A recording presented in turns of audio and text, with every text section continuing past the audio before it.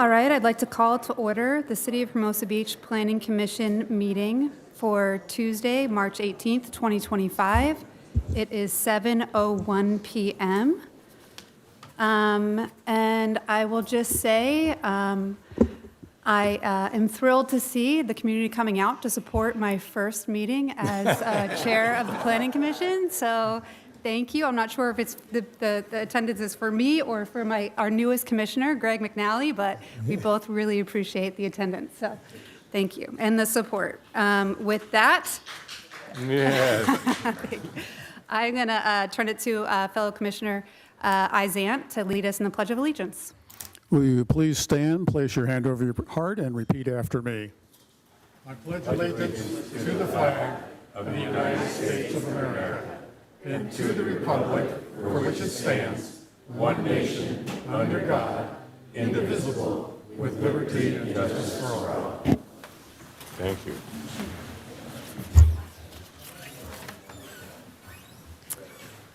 All right, can we get a roll call, please? Does it in order that I read it? Greg McNally. Here. Peter Hoffman. Here. Michael Flaherty. Here. Stephen Izant. Here. Kate Hirsch. Here.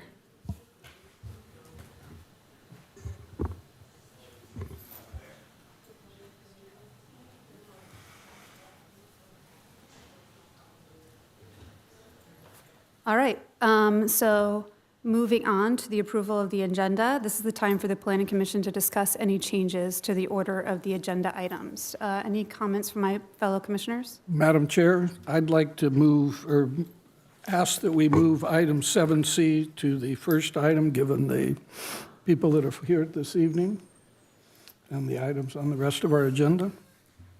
And I'm looking to City Attorney for direction. Does this have to become a motion, or is just something that I adopt?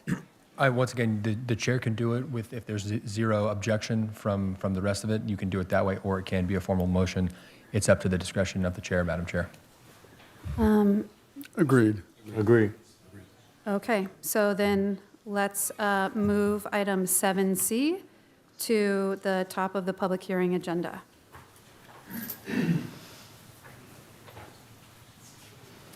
All right, moving on to public comment. So this is the time for the members of the public to address the Planning Commission on any items within the Commission's jurisdiction and on items where public comment will not be taken. The public is invited to attend and provide public comment.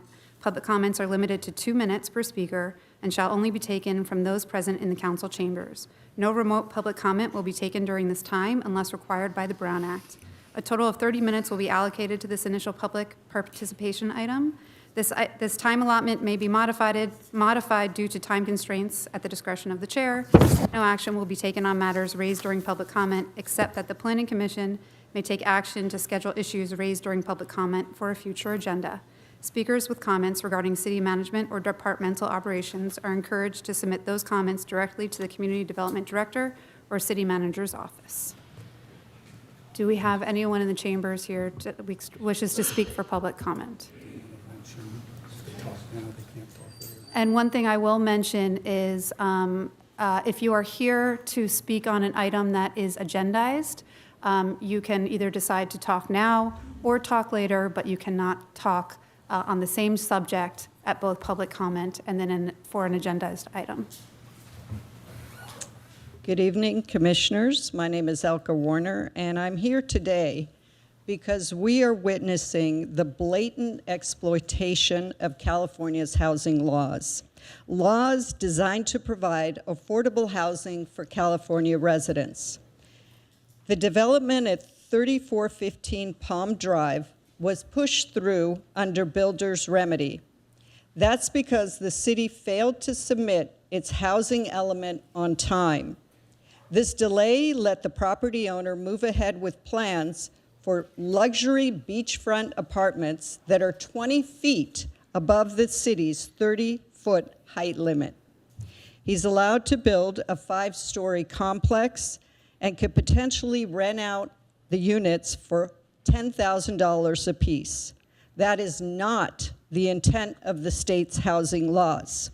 Now, initially, this project did include one affordable unit, but after a new law passed in January, the developer eliminated affordable housing from his plans altogether. This project does nothing to address California's housing crisis, but it will disrupt the character of the neighborhood, limit parking and beach access, and forever change Hermosa Beach. The city should deny this project until we explore all options, including working with the owner to modify this development. Our city attorney and staff are not land use experts, and we can and should consult those who are. We must do everything possible to protect our neighbors who had no say in this project. Let's not rush to approve it. Please postpone this item so we can find a solution that works for everyone. Thank you.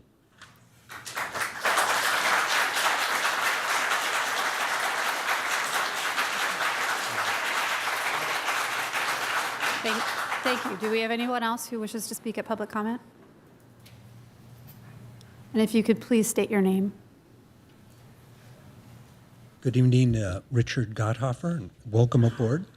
I read, I think it was in the Daily Breeze recently, that Hermosa Beach and I guess all beach cities apparently have lost yet another battle, and short-term rentals are now a go throughout the coastal zone. Is that really true or not? And if you can't speak to it, you know, at the moment, I understand that, but that seems to be yet another drastic change to the sort of the character of Hermosa Beach. Thank you. Thank you. Does anyone else wish to speak at public comment? Hi, Rob Strokey, lifetime resident. Gregors, I know a bunch of guys up there. Yeah, so I'm in the real estate industry. I've lived here my entire life, and I just, this is such a cautionary tale. You know, we saw what happened. Well, when we were kids, they took the Esplanade, which was one of the most beautiful stretches of beach in the entire bay, and they destroyed it with, you know, 8 to 12-story buildings that blocked all the cottages out behind it and changed the whole character of that community. And it used to be one of the best spots, and now it's one of the worst spots. And so we don't want that to happen here. I believe that trying to go for 20 feet over the height limit is a taking, and it doesn't it doesn't take into account all the people behind them who have views, who bought these properties, who owned them forever. They paid their dues, paid their property taxes, lived here, and they're just getting hosed by a guy who comes in and flaunts the rules. And I think it's just wrong. I think we should fight for the citizens' rights and for the property rights of all of us. And I think that the city is complicit in not getting their housing element done on time, which left us exposed. But worse is we don't have leadership. And I think it's really being poorly managed. We should have an experienced and pay for an experienced planner, manager, like development director, who does a great job and not waste money on things like the bogus jogging path that's $2 million over budget, not even done. And on top, but what I'd like to say as well is let's work with these guys. Stop, don't vote for it. I would say there's a lot of people who've bought triplexes and fourplexes and whatever, and they can't build because of SB 330 won't let you lose a unit, and our zoning won't let them build even a house or a duplex, so they're stuck with a fourplex. Don't let them be stuck handcuffed with nothing. Let them go ahead and remodel it, and be a little nicer on parking, be a little nicer on setbacks, but keep it at 30 feet. Don't take people's views. It's why people buy and live here. And once you open the floodgates, it's going to destroy our community. Thank you. Thanks so much.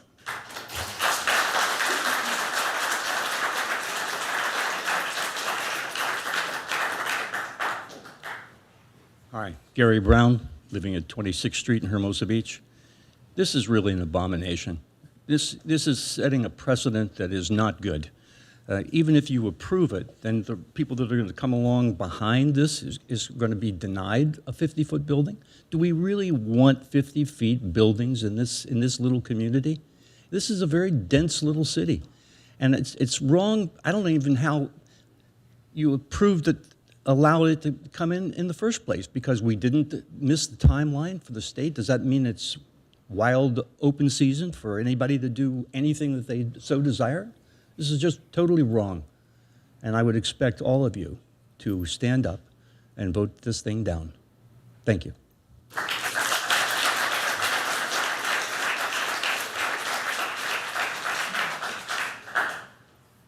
Anyone else for public comment? Hi, Ray Joseph. I'm in real estate as well. And this, not only is it loss of view, but it's also loss of light. Those buildings will cast a shadow on all the neighboring properties. It will destroy their property values. And this is something that is absolutely horrific. And you're also setting precedent for other people to come in and do the same thing. These are things we need to block. And, you know, why have a planning department? Why do we have a planning department if it's going to be overruled by the state? It's supposed to be community development. Develop our community, not just let developers do whatever they want, you know, for greed. You know, people bought into this neighborhood for the character that it is. And we need to do that. This will be 50 feet tall, 5 units. Isn't it supposed to have 3 parking per unit? Or they can put 15 cars. They're not going to be able to do it. How are we going to handle all the utility infrastructure for something like this? Well, you know, when all these projects come in, we're not going to have, you know, the sewers. We're not going to have the water. We're not going to have, you know, the electricity grids are all going to have to be upgraded for this sort of thing. I mean, it's absolutely ridiculous. It's putting burden on other people. It's one party taking advantage and destroying an entire neighborhood and the values around the entire neighborhood. This is just wrong. We need to fight it every which way we can. And that's what our community development should be about, is making sure that we maintain the community. Thank you.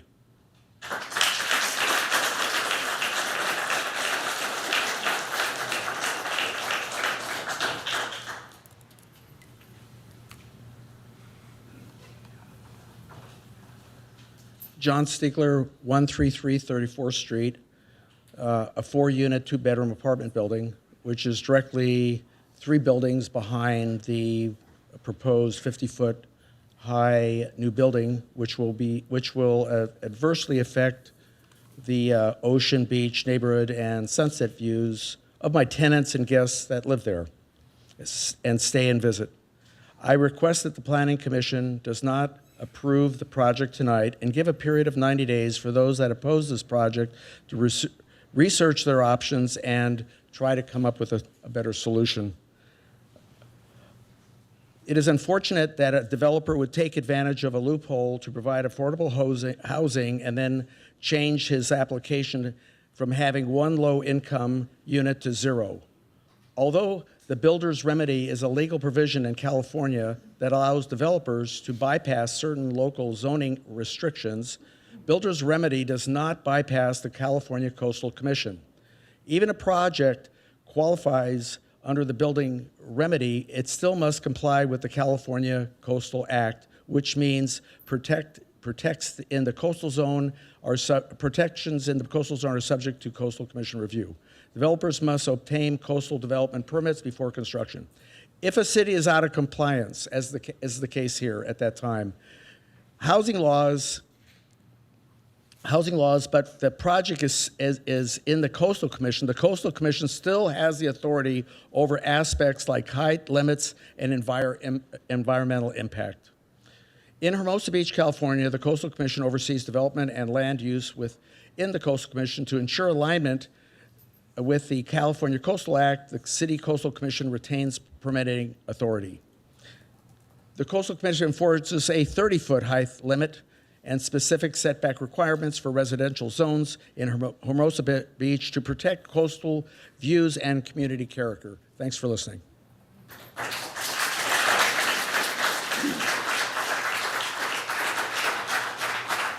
Does anyone else wish to speak at public comment?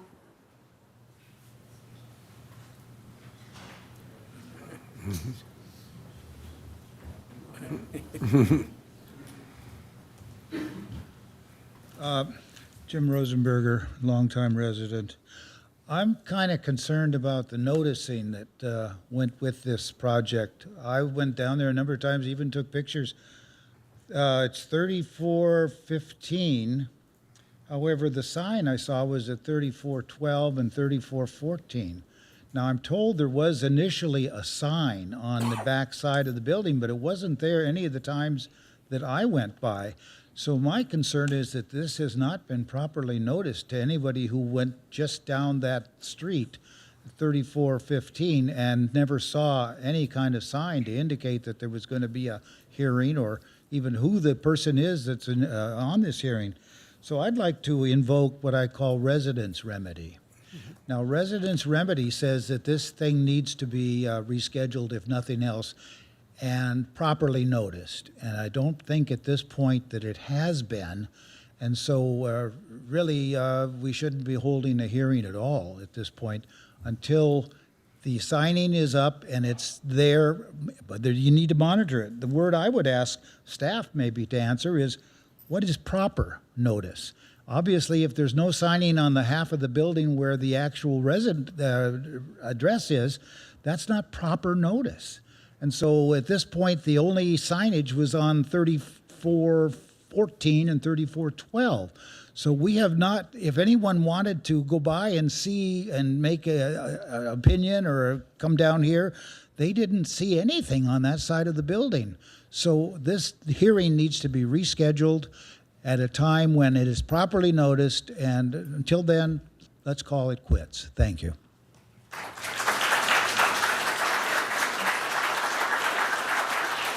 Does anyone else wish to speak at public comment?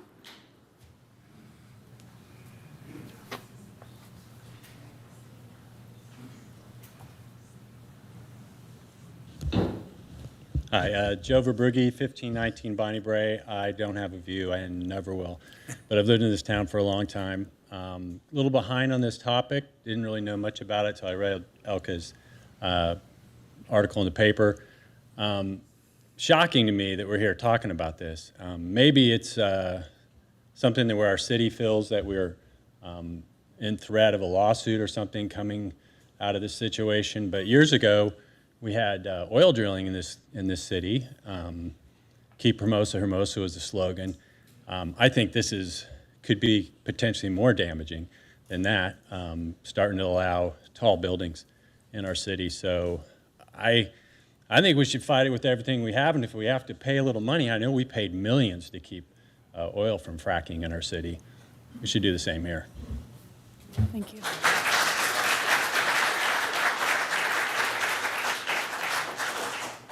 Does anyone else wish to speak at public comment?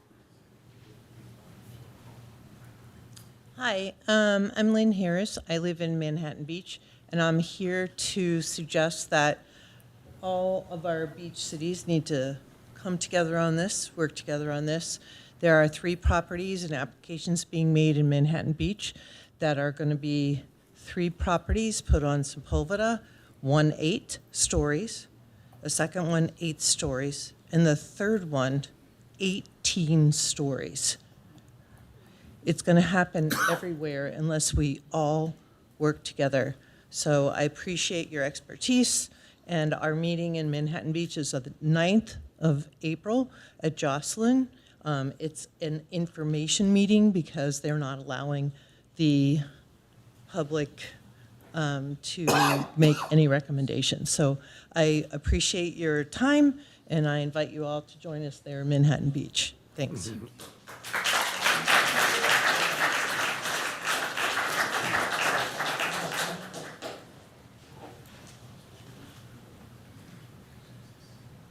Johnny Stiegler. Our family owns 133 34th Street. I personally live there. I'm born and raised in the area, my sisters and I. And we're 2 lots over and 1 lot up. And I understand, like I've seen since I was a little kid, the community get developed, and there's there's no issues with that. I'm actually in the real estate industry. But when it's consistent across the board, I have so much passion for the beach area, and I just feel like, I hope that decisions that are going to be made are made, that things are going to be done the right way. Just because something that wasn't submitted or whatever was done in time, I hope that something, whatever's right is going to be done. Thank you. Thank you.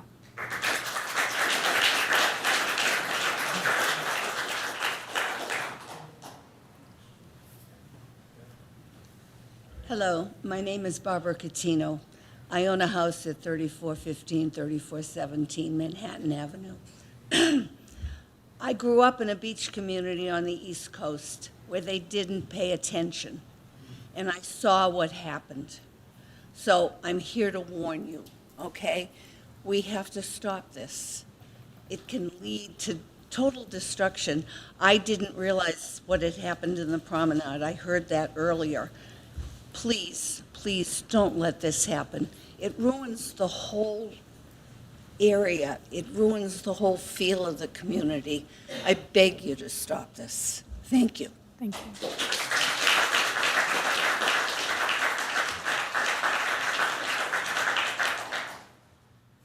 Does anyone else wish to speak at public comment? All right, seeing no other speakers, I will move to close the public comment portion of the agenda and move on to the consent calendar. So the following matters will be acted upon collectively with a single motion and vote to approve with the majority consent of the Planning Commission. Planning Commission members may orally register a negative vote on any consent calendar item without pulling the item for separate consideration prior to the vote on the consent calendar. There will be no separate discussion on these items unless a commission member removes an item from the consent calendar prior to the vote on the consent calendar item. Items removed will be considered under a latter agenda item with only in-person public comments permitted at the time in the chambers. The title is deemed to be read and further reading waived of any resolution or ordinance listed on the consent calendar for introduction or adoption. On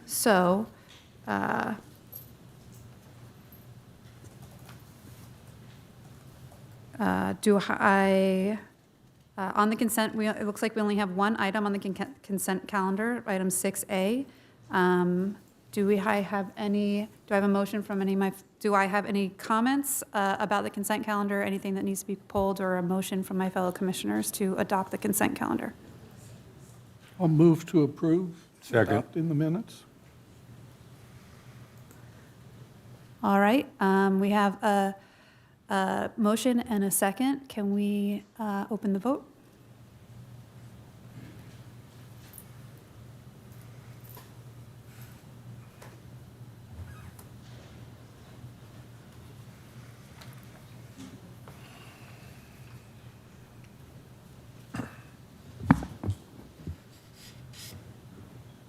All right, looks like the motion is carried, 5 yeses.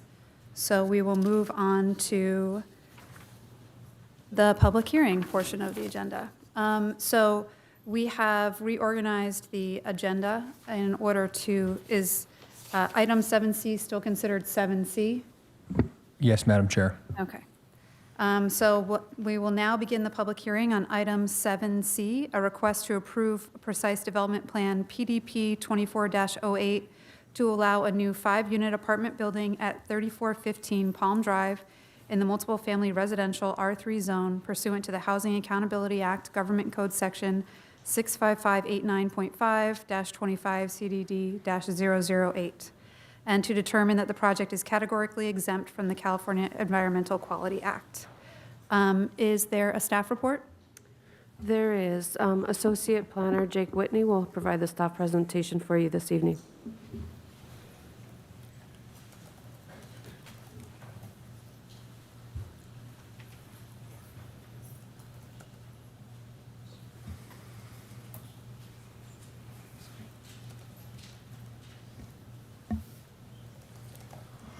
All right. Good evening, Planning Commissioners. My name is Jake Whitney, and I'll be delivering the presentation for this item this evening. Next slide, please.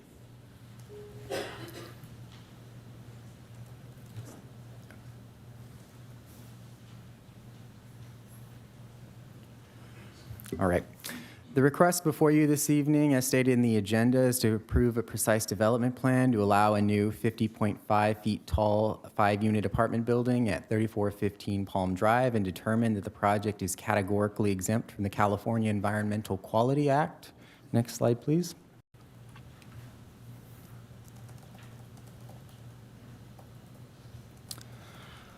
So to provide some background context here, this project site is located on an interior lot located on Hermosa Avenue north of 34th Street.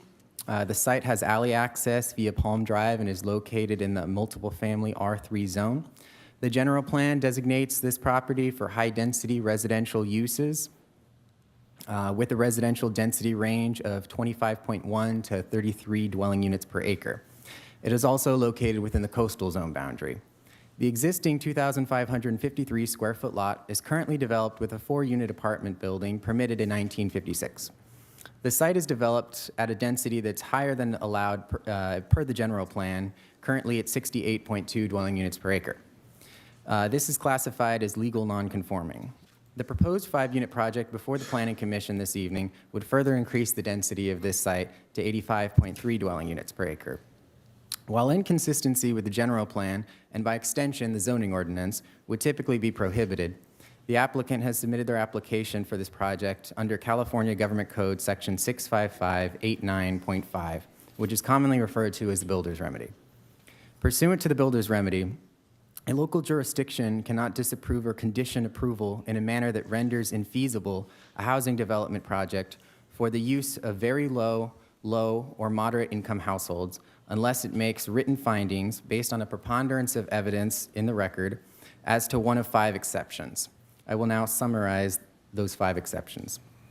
1 being that the housing element is in compliance and the Regional Housing Needs Assessment, also known as RHNA, has been met or exceeded for all income categories proposed for the project. Number 2, that the project has specific adverse impacts upon the public health or safety, and there is no feasible method to mitigate or avoid this impact, and the impact must be based on objective written public health or safety standards. Number 3, denial or imposition of conditions on the project would be required to comply with specific state or federal laws, and there is no other feasible method to comply without making the development unaffordable. Number 4, the project is proposed on land zoned for agriculture, and there is inadequate water or sewer facilities to serve the project. And number 5, that the project is inconsistent with both the zoning and the general plan land use designation. However, a city cannot make this finding if it has not adopted a housing element in compliance with state law. Now, at the time of the applicant's initial submittal, the housing element was out of compliance, and the requirement to qualify for the builder's remedy meant setting aside 20% of the proposed housing units to lower income households, and thus 1 unit in the proposed 5-unit development was proposed to be deed restricted to said lower income households. However, the affordability criteria was later modified by the state legislature, which we will detail for you momentarily. Next slide, please.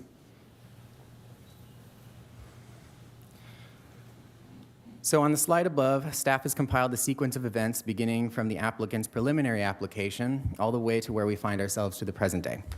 On February 7th, the applicant submitted a preliminary application in accordance with the Housing Crisis Act of 2019, referred to as Government Code Section 65941.1, to demolish the existing 4-unit building and construct a 5-unit building with 1 affordable unit, which represents 20% of the total. On June 10th, 2024, the applicant filed for a precise development plan for a substantially similar project. Then, on January 1st of this year, Assembly Bill 1893 took effect, which, among other things, revised the affordability criteria for certain types of builder's remedy projects, as well as amend the definition for housing for very low, and moderate income households. This brings us to the current iteration of the project, where following the passage and the effective date of AB 1893, the applicant submitted a revised application on January 15th of 2025. This was to eliminate the proposed affordable unit and request approval of a market rate development, as the project is no longer required to have a certain percentage of affordable units to qualify and proceed under the builder's remedy if the project satisfies all of the following criteria. Criteria 1 is that the project contain 10 or fewer units. 2 is that this project is located on a site smaller than 1 acre. And 3, if it is proposed at a density that exceeds 10 dwelling units per acre. Meeting this set of criteria allows for the development to be defined as a mixed income household project, which itself is now included in the definition of housing for very low, or moderate income households pursuant to state law. This classification, therefore, allows the project to proceed as a builder's remedy project. Next slide, please.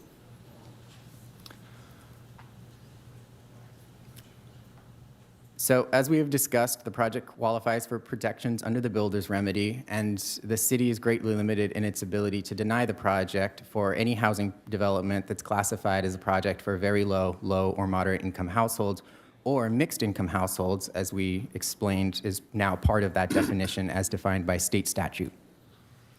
As such, for the purposes of this project, the oversight of the Planning Commission is limited to determining if there are any specific adverse impacts related to public health or safety issues which may serve as grounds for denial of the project. As used... You're 1 page behind. Hang on, sir, please. Mr. Whitney, go ahead. As used, a specific adverse impact refers to a significant, quantifiable, direct, and unavoidable impact based on objective, identified, written public health or safety standards, policies, or conditions as they existed on the date that the application was deemed complete.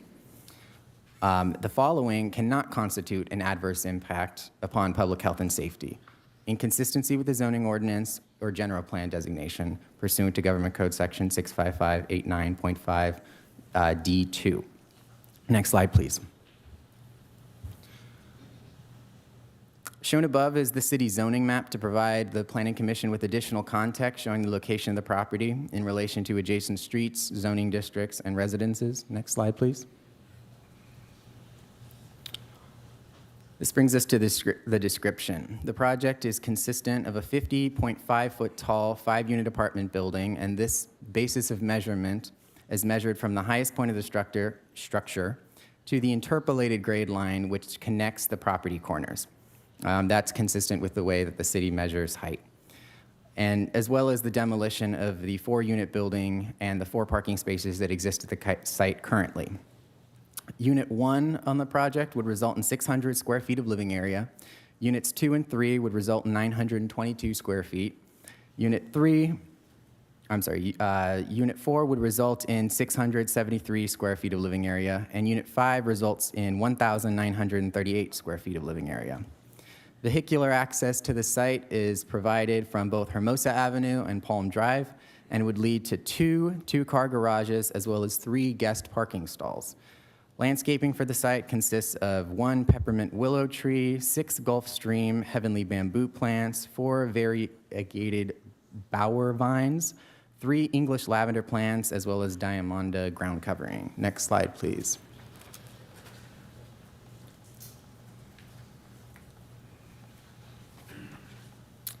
Above, you can see the existing site condition of the current 4-unit development. This is the view from, I'm sorry, that's supposed to be, yeah, that's Hermosa. The other one is Palm Drive. The following slide.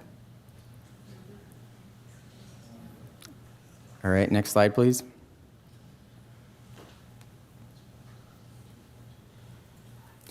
So as shown in the development standards table listed above, the project is inconsistent with and varies from many of the city's development standards within the R3 zone. This includes height, lot coverage, open space, and parking, among others. Next slide, please.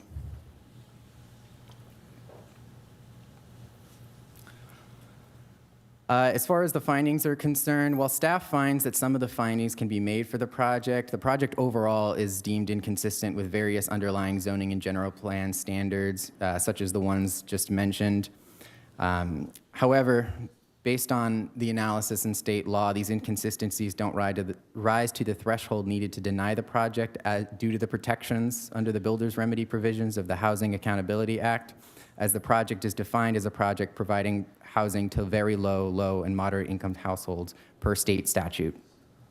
The applicant submitted their preliminary application on February 7th of 2024 to pursue the project, and that date is significant because that is the point to which development standards are frozen for the project, as well as the status of the housing element, which was not certified until August 1st of 2025. Furthermore, staff has not identified public health and safety reasons as defined by state law in terms of quantifiable, adverse, non-avoidable impacts for denial of the project. Next slide, please. Above, you can see the proposed exterior elevations of the development concerning the southern and western sides of the property, as well as the architectural style. Next slide, please. And here you can further see the elevations from the northern and eastern sides. Next slide, please. Above, you will find the proposed floor plan for the entry level and first level of the development. Unit 1 is located on the entry level and contains 1 bedroom and 1 bathroom. Outside of the unit on the entry level is an entry lobby, an elevator, a stairwell, a storage and mechanical room, a light well, and access to a 2-car garage. Unit 2, located on the first floor, contains a living area, deck space, 2 bedrooms, 2 bathrooms, and a kitchen. This unit leads out to another lobby space containing the elevator, stairwell, as well as the entrance to another 2-car garage and trash receptacle area. Next slide, please. Units 3 and 4 are located on the second floor of the building. Access to each unit is provided via the central elevator and stairwell lobby separating the units. Unit 3 contains living area space, a deck, 2 bedrooms, 2 bathrooms, and a kitchen. Unit 4 contains living area space, a deck, 1 bedroom, 1 bathroom, and a kitchen. And lastly, Unit 5, located on the 3rd floor, is accessed via the central stairway and elevator. The unit contains a great room, private deck space, 2 bedrooms, 2 bathrooms, and a kitchen. Next slide, please. And Unit 5 would also have access to a private rooftop deck as well as office space via the rooftop level. Next slide, please.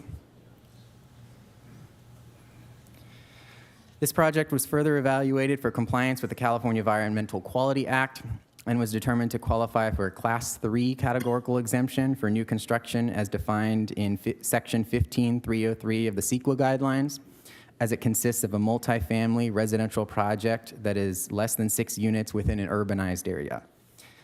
Section 15300.2 of the CEQA guidelines list a series of exceptions to the exemption, and these exceptions define circumstances that override or negate the city's ability to use a categorical exemption. I will list those exceptions to the exemptions now.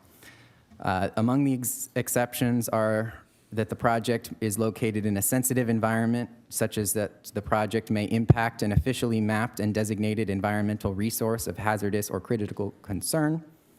Number 2, being that the cumulative effect of successive projects of the same type and the same place over time would result in significant impacts. Number 3, that the project may have a significant environmental impact due to unusual circumstances.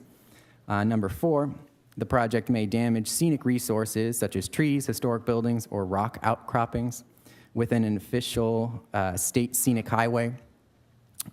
The next is that the project is located on a hazardous waste site, or that the project will cause substantial adverse change in the significance of a historical resource. In order to comply with the provisions for historical resources, a historical resource assessment was prepared by Kaplan Chen Kaplan on May 16th of 2024 and found that the existing development was not considered a historical resource.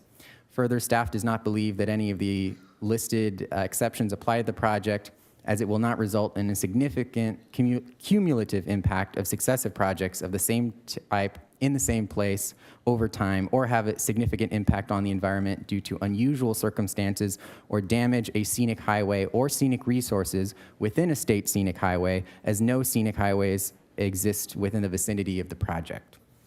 Next slide, please. For public noticing of this project, a total of 199 public hearing notices were mailed to the applicant, occupants, and property owners of properties within a 300-foot radius on March 4th, 2025. A legal ad was subsequently published on March 6th of 2025 in the Easy Reader.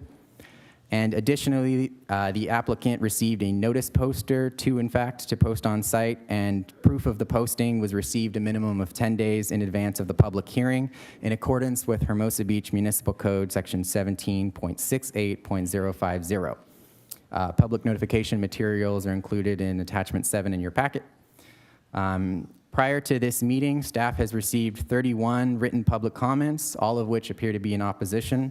Also, on the City Council meeting on March 11th, 12 individuals also spoke in opposition to the project. Next slide, please. Lastly, this brings us to the staff recommendation. Staff is recommending that the Planning Commission review the subject application materials and consider adopting the resolution which approves Precise Development Plan 24-8 for the new 5-unit apartment project at 3415 Palm Drive, subject to a series of conditions. Next slide, please. This concludes staff's presentation. We are available to answer any questions the commission may have. The applicant is also available in the chambers to answer questions as well, and they also have prepared a presentation to share further. Thank you. Thank you. Do any commissioners have questions for staff at this time with regards to the staff presentation? Commissioner Izon. Counselor, this may be a question for you as opposed to staff. One of the justifications for this project is that it's within 1/2 mile of a major transit stop. Has the City of Hermosa or LA County or the state of California defined what a major transit stop is? There is a definition of a major transit stop. It's generally an intervals of 20 minutes at AM and PM peak. But I'm not aware of the major transit stop as being the qualifier for this particular project. So does that mean that up on Pacific Coast Highway, where there is a bus stop sign, if 232 runs from Long Beach up to LAX and it's running every 20 minutes from 8 to 10, does that qualify then as a major stop? If it's the intersection of two, it would, but we do not have a qualifying major transit stop. Second question, has Hermosa contracts with LA County for their fire protection. Has there been any contact with LA County with regard to review of this project? There has not been a formal review by LA County Fire. It has been reviewed by the building official. Last question, just one of perhaps what appears to be conflict in language, but maybe it's easily explainable. On page 1, it states that the applicant is now going to have these at market rate, these particular units. However, at the top of page 9, it reads that the language in our report says that it's eligible for protections under builder's remedy provisions for the Housing Accountability Act as the project provides housing to very low and moderate income households as defined by state statute pursuant to Government Code 65589. So is there a conflict on that page versus now the market rates, or I'm not sure I understand how to resolve the difference between the two? Yes, Commissioner, I can address that question. So this, to draw the nexus between how the application is presented and state law pursuant to Assembly Bill 1893 now defines mixed income households as part of housing for very low, and moderate income households. And if a project were to meet a set of 3 criteria, being that it's on a site smaller than 1 acre, proposed at a density of greater than 10 dwelling units per acre, and there was one other criteria there. 10 units. and as well as 10 units or containing less. 10 or fewer units, that qualifies it to be exempt from any deed-restricted affordable affordable housing requirements, though it still is under the categorization of mixed income, which is under the definition of housing for very low, low, and moderate income households. Therefore, it still receives the builder's remedy protections, but it isn't required to provide deed-restricted affordable units, if that answers your question. And I think just as an example of where we've seen the legislature do something like this before is where, in the case of ADUs, accessory dwelling units, they were presented as being affordable, although there's no true covenant making them affordable. And so by way of definition, under AB 1893, they've classified this particular project based on it meeting those three criteria as moderate income, even though it is in fact a market rate project. Moderate income, and yet at market rate in Hermosa. I'm sorry, Hermosa? mixed income. I misspoke. Mixed income. Chair Hirsch, that concludes my questions for the moment of staff. Thank you. Any other questions from my fellow commissioners? Commissioner Flaherty? Just to clear up one of the statements made by our speakers, the signage that was missing on Palm Drive. We do have a package showing that sign on the residence in our signage package. Who is responsible for maintaining that document? So the requirement is that the sign is posted. We have proof that it was posted. We noticed in multiple ways. So although one of the signs is no longer there, it does not invalidate the fact that it was duly noticed. But who would be normally responsible for maintaining that sign? Again, once it's posted, the best effort is made to keep it there, but this is not the basis by which it has not been duly noticed for a hearing this evening. Okay, thank you. Other questions? I have a couple of questions, if I can. One kind of follows up on Commissioner Izant. In the original housing policy, the state had stipulated certain number or square footage that automatically sort of qualified a place as being of a particular income. My understanding is that's been removed.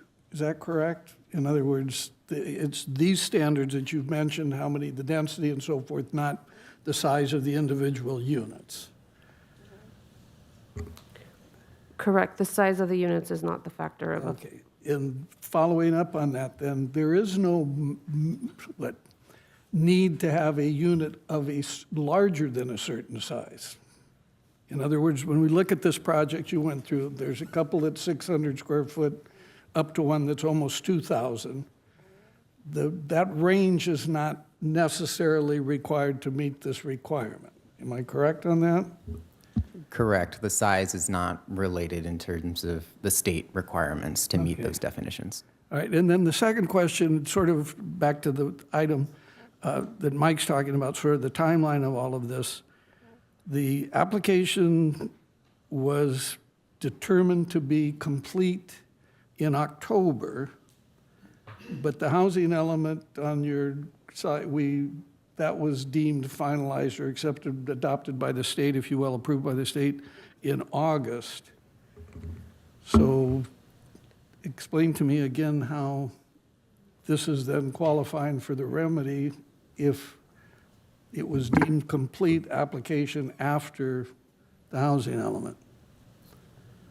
So the key item here is when the preliminary application was filed, which was February 7th of 2024. Pursuant to state law, once the preliminary application is filed, all of the development standards in place at that time, including the status of the housing element, are frozen in time. And so that permits the development to proceed forward, even if the housing element is later certified. All standards from that time period carry forward.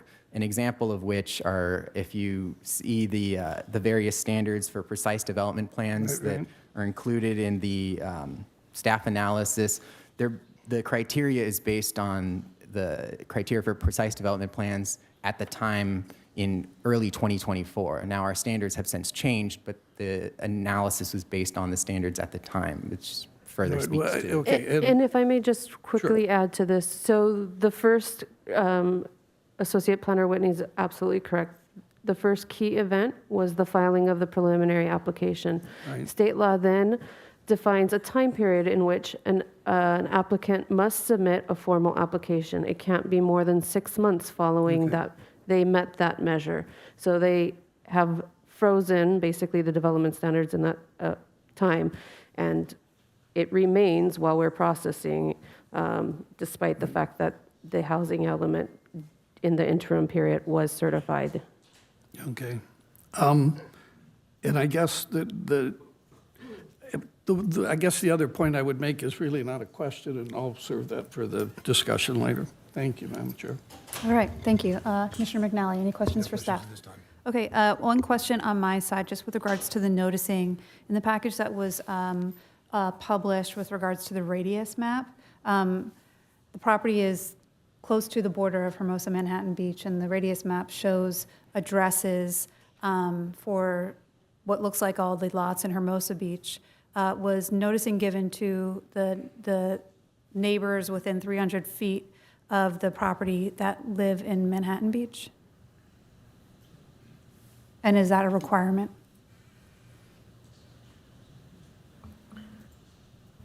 I will need just a moment to check on.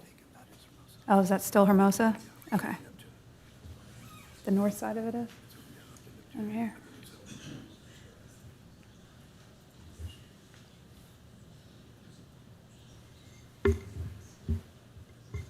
My fellow commissioner said I might have my boundaries wrong, so I'll let staff respond, but let me know. I just want to make sure you're talking about the the north side of Neptune. North side of Neptune, is that? That's in Manhattan That's Beach. Manhattan. Okay. So there were a few.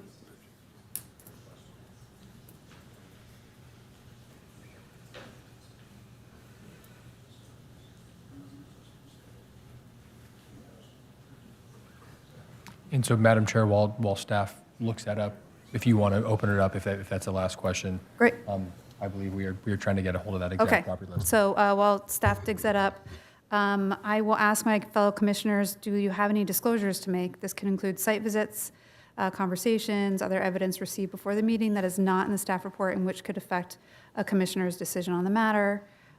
If you have made any inquiries of staff, that does not have to be a disclosure, so just want to open it up to see if there are any disclosures. I made a site visit, but other than that, nothing. I've made a site visit, spoke with neighbors, and yeah. Site visit. I made a couple site visits and spoke to staff members. Great, thank you. We will move forward with the public comment portion of the hearing. All questions and comments on this matter are to be directed to the commission, not to the audience. Is the applicant present? And if so, if you have a presentation, please approach the podium to make your presentation. For the applicant first, please. Yeah. So Madam Chair, if you may, so the public hearing is now open. Typically, how we do this, the applicant will get time to do it. We will then open it up to everyone in the public to comment, both in person and via Zoom. And then, of course, we sometimes give the applicant time to rebut any comment. Thank you very much, Madam Chair. All right, I'll pass it to the applicant. Please state your name and presentation. Lower mic's working. Important for me. Thank you. Good evening, commissioners. My name is Brian Fish, and I'm appearing tonight on behalf of the applicants, Tony and Renarda Ferraro.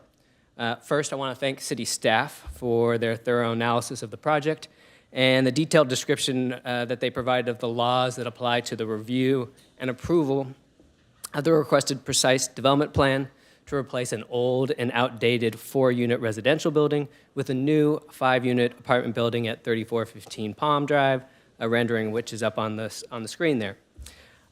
Second, whatever you think of the state's efforts to increase housing production, as the staff report addresses, it's clear that the state law builders' remedy protections apply to this project. Thus, my intent this evening is to just provide further support for what city staff has already presented, reserve a little bit of time, as the city attorney said, to respond to any substantive issues that are raised during the rest of the presentation. Next slide, please. So by way of background, up on the screen, you have a picture of the existing building, which is 2 detached residential buildings constructed in 1956, and they've reached the end of their useful life. The front building has a 2-car garage and the 3 dwelling units. The rear building has a 2-car garage and a unit above. Next slide, please. So the project proposes to demolish that existing structure and build a single 5-unit building, 1 more unit than it currently exists today, and 7 parking spaces, which is actually 3 more parking spaces than currently exist today. As was discussed in staff's presentation, the units vary in size from 600 square feet to about 1,938 square feet and average about 1,000 square feet. In contrast to the existing structure, the new building will meet all current building codes, fire safety, as somebody was asking about, ADA, energy efficiency, drainage, and stormwater standards. The building remedies provision doesn't get us outside from the code, those building code requirements. We have to comply with all of those. Next slide, please. So as the staff report explains, this project, again, benefits from what has been designated as builders' remedies protections.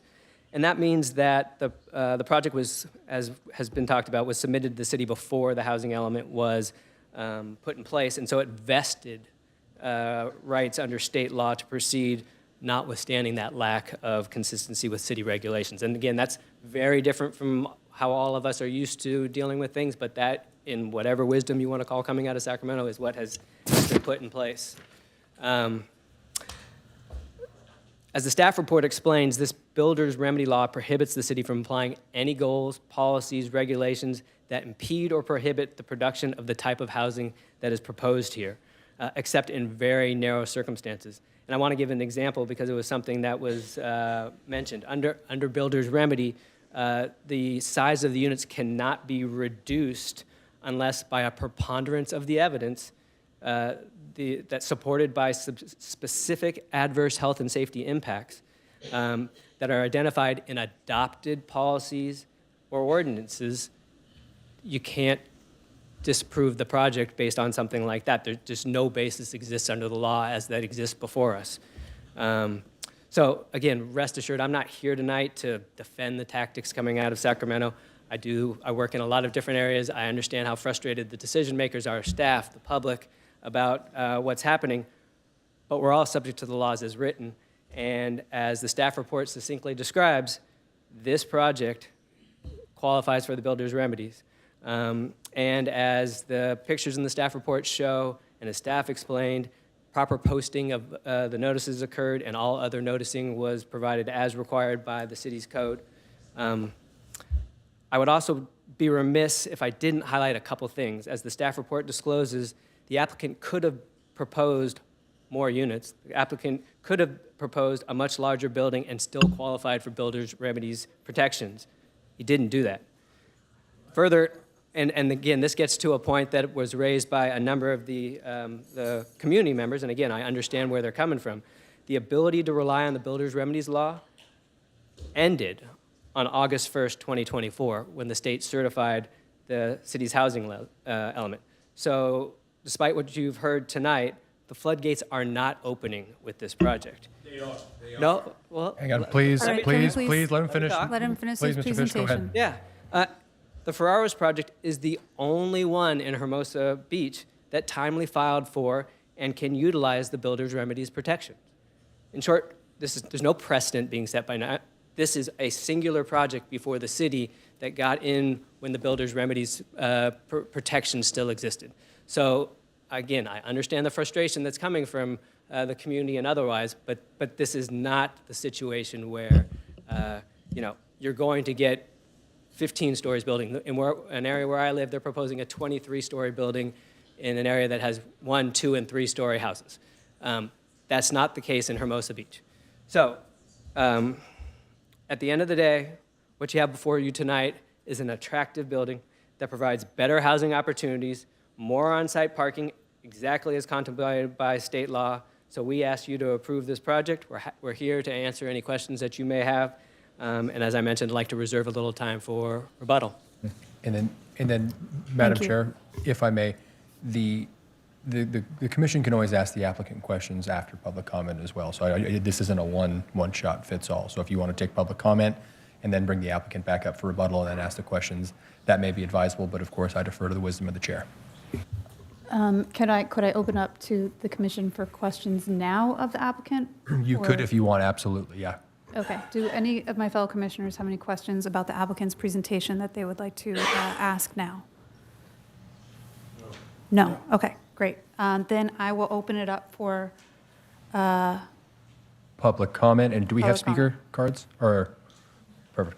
and just remind you that we'll take comments from people in chambers first, Correct. limited to 2 minutes. Nope, We have three. 3 minutes. We have a lot of people here tonight that I think are probably planning to speak on this item, so if you can just mind the time so that we can hear everybody's opinion, that would be great. So, And so, sir, excuse me, we have speaker cards, so here's the list of people to speak. I don't know if you've submitted your speaker card, but if not, we will call you at the end. all right, so first Kind up, sir, where can I get on the speaker card? There's some in the back. Nancy S. is first up. Hi, I'm Nancy Schwabhack. I live on North Hermosa Avenue. Can you hear me? Yes. Thank you for moving this item up on the agenda. We are very grateful. A number of my friends and neighbors have already and will speak to you about this project, and they may not understand all the nuances of this very complicated law and this extraordinary application, but they don't have to. Your city attorney, your planning department, they have to. We don't. We are appearing to beg you to use any means that is legally available to stop this project and work with the applicant on a project which will be less detrimental to our community.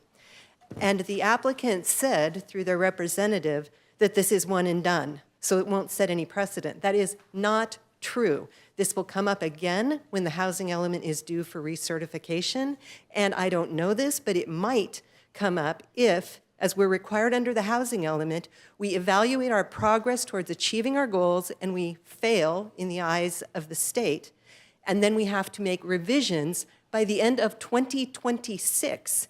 And if we fail, that may open the floodgates again. We need to make a stand. I believe the staff report was inaccurate and incomplete in one respect. There are 5 grounds on which you can deny this.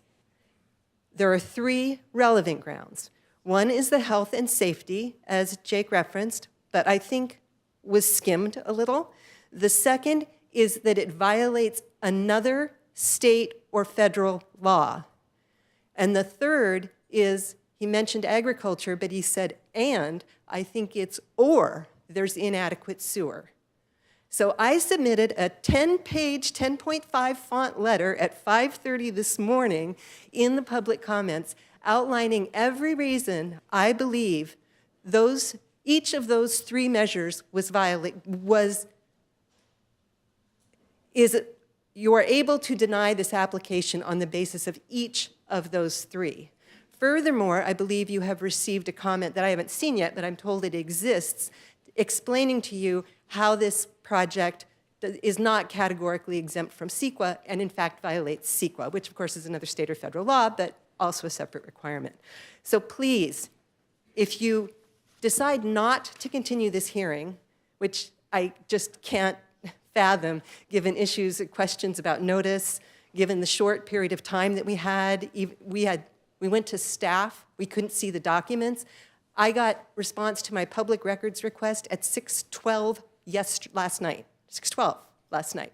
So we really, really need you to stand up and take these into account and take time to study them. Hire expert land use counsel. And please, If you do recommend that council approve this, Thank you.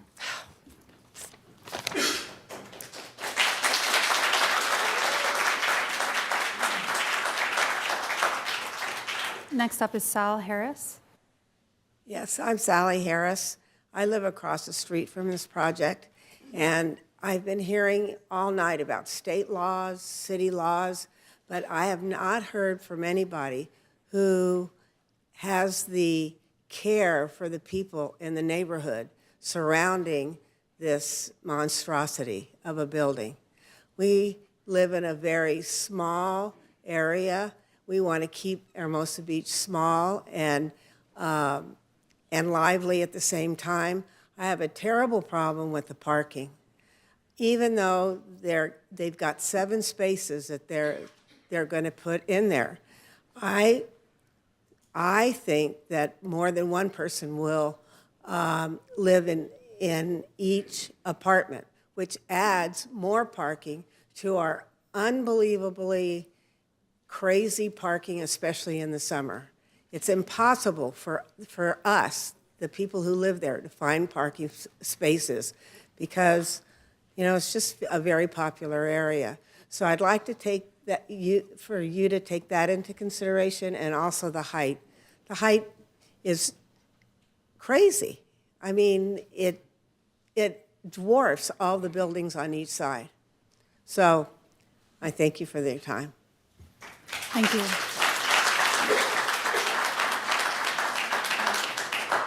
Rory Barish. Hi there.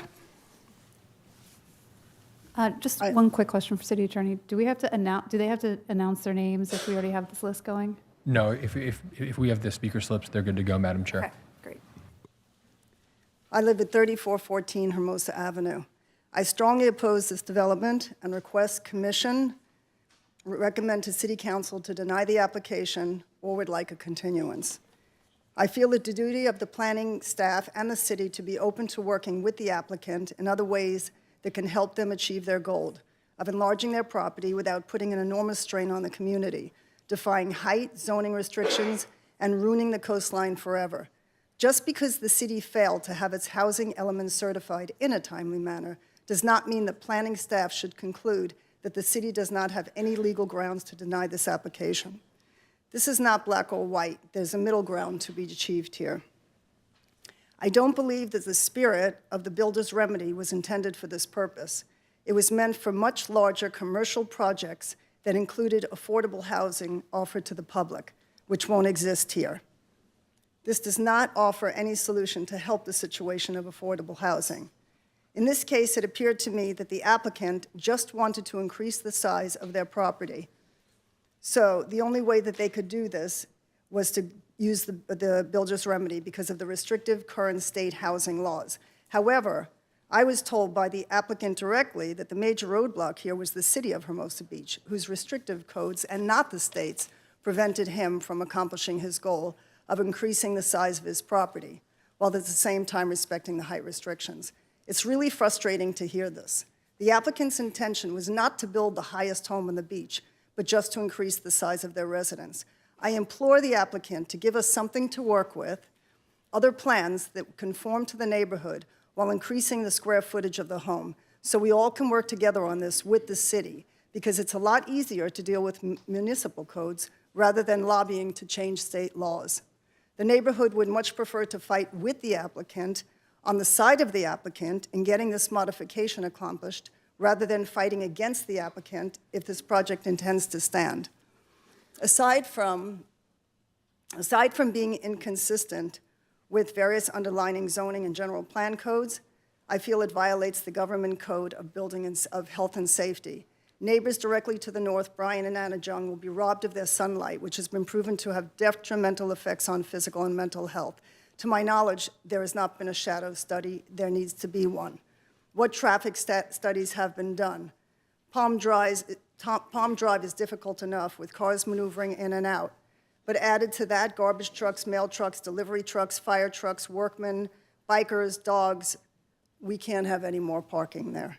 Related to the Coastal Act, this property with its surrounding properties will be completely inconsistent with the others and violates the provision. Under the provision, Section 30251 Coastal Act states, "Scenic and visual qualities of coastal areas shall be considered and protected." We're at about 3 minutes. Also, can I just wrap up the Quickly. last? Okay. So a lot more work needs to be done here, and I do believe there are enough legal grounds to deny the project. At the same time, the next order of business to be done here is to work with the applicant in getting what they need, but not violating Thank you. the community.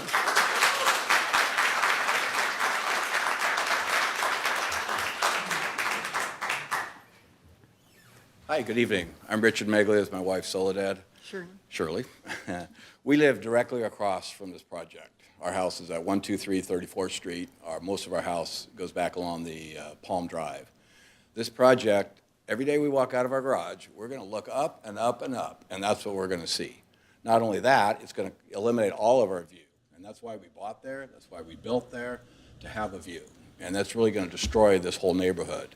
As Rory indicated, Ann and Brian, who are about here somewhere, their house is going to be shaded the entire day until late afternoon. I've submitted a couple letters to planning. I'm not sure if you had an opportunity to review them or if they've been presented to you. But two important items, I think, is that we don't believe that this project is exempt from CEQA. I've cited legal authority in my letter. You can look at the guidelines, the CEQA guidelines, 15300.2C. There's a Supreme Court decision I've cited that this is not unusual circumstance. This is unusual circumstances that does not merit the CEQA exemption. So I think staff is incorrect on that, and I think you need to take a hard look at CEQA and whether it's exempt or not, and I think you need to have that study done. We also believe it's not exempt under SB 330 for the tear down of these units and whether or not there was affordable housing there in the last 5 years. Back to personal issues, though, there are safety issues here. We have, our garage is front on Palm. The applicant has had workers over there quite often here over the last few weeks dealing with some internal issues, mold, et cetera. When these workers park their vehicles there, even close to the garage door, we can't get out of our garage and go up the street on Palm. It's a one-way street going north. We can't go because they blocked the alley. And what he's proposed, or what they have proposed, is to have a parking space in front of this two-car garage that fronts on Palm. And you and I know these people are not going to park right next to that garage door for fear of damaging the door, fear of damaging their car, et cetera. They're going to be pushed out in the alley. It's really going to make it almost impossible for us to get out of our driveway and try to make a right-hand turn on Palm. Otherwise, we're going the opposite way against the traffic. We're going to get ticketed. We may get in accidents because, as you know, the traffic's pretty heavy going northbound on Palm. So these are safety issues that I think need to be studied a little bit better. And with that in mind, let me see if I have anything else I wanted to add. I hate to make this personal, but applicant made a comment to, I think, one of my neighbors today. They're from Toronto. They live in Toronto. They only come part-time. His comment was, hey, we don't have to worry about it. We're only here a month of the year. What do we care? Well, we care because we are residents of Hermosa, and we love our community. We love living there. That's why we moved here, and we can't let this happen. And I'm with Rory. She indicated that staff could work with applicant to keep this project at 30 feet. That gives him what he wants. We're out of time. Thank you. Okay, very good. Thank you.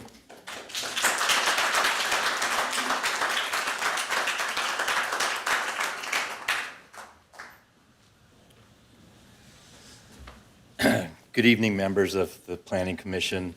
My name is Mark Sapiro. My wife and I reside at 140 34th Street, just a few homes away from 3415 Palm Drive. I'm here to voice my strong opposition and concerns regarding this project. The proposed structure is strikingly discordant with the character of our seaside neighborhood, with no building exceeding the 30-foot height limit on Hermosa Avenue and 25-foot limit on the Strand.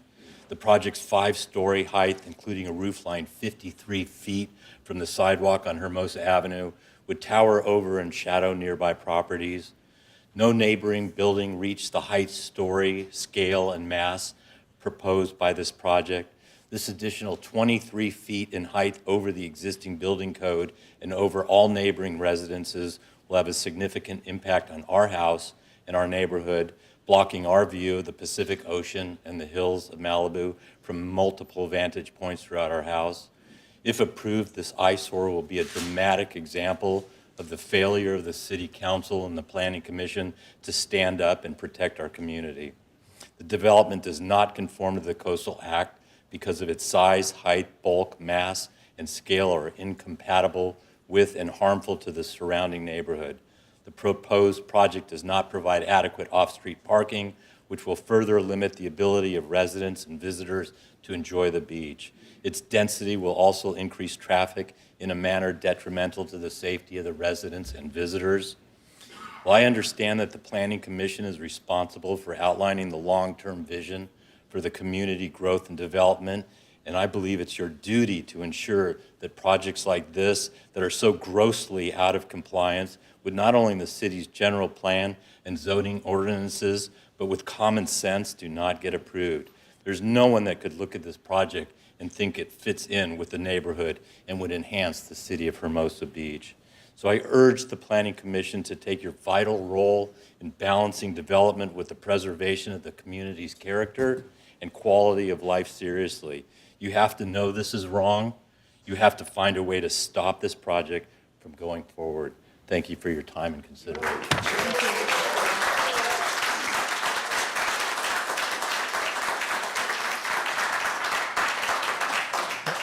She already spoke. I already spoke. Thank you. And one thing I wanted to note is Hang on. notice this is Before you make your 300 feet. public comment, It so impacts the thank you entire very city. much. Mr. We're going to have to move on. Rob Perez.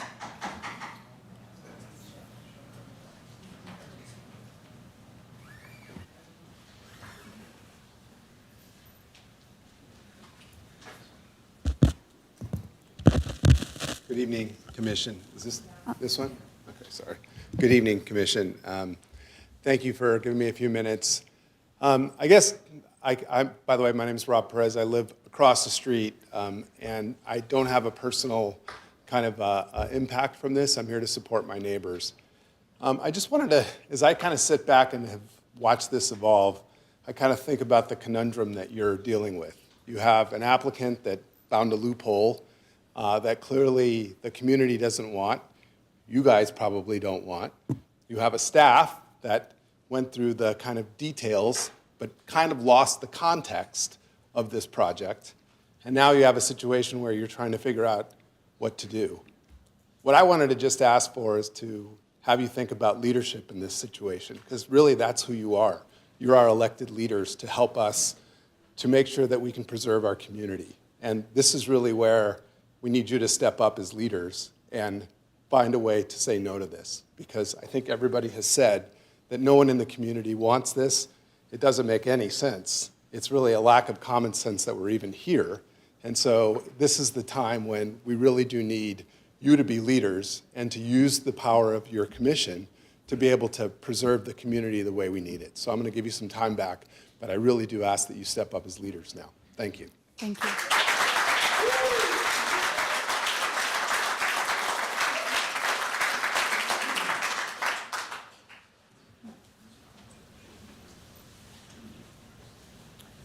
Good evening again. It's Richard Gotthofer. You know, it seems like the main concern, the main angst here, is this really just a one-off? Or is this the beginning of the argument that then says, look, you've got a 50-foot building here. Just put the next one in.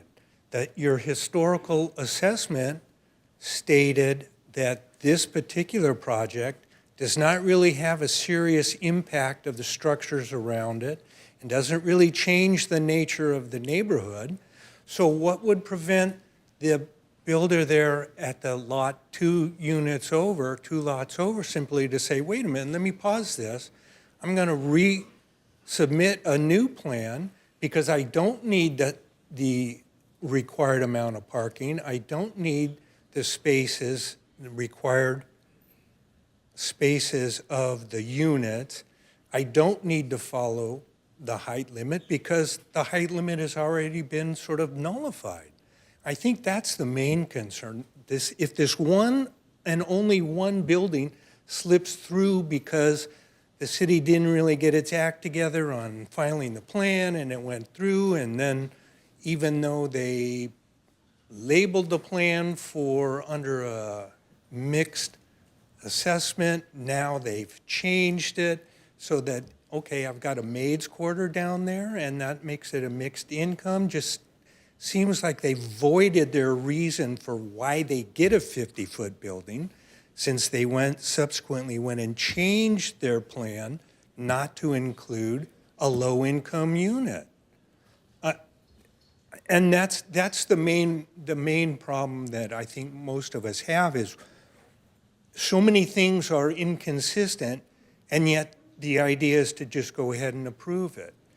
And that worries me that the next project, there's no valid argument for the city to not approve the same sort of a project. Thank you. Thank you.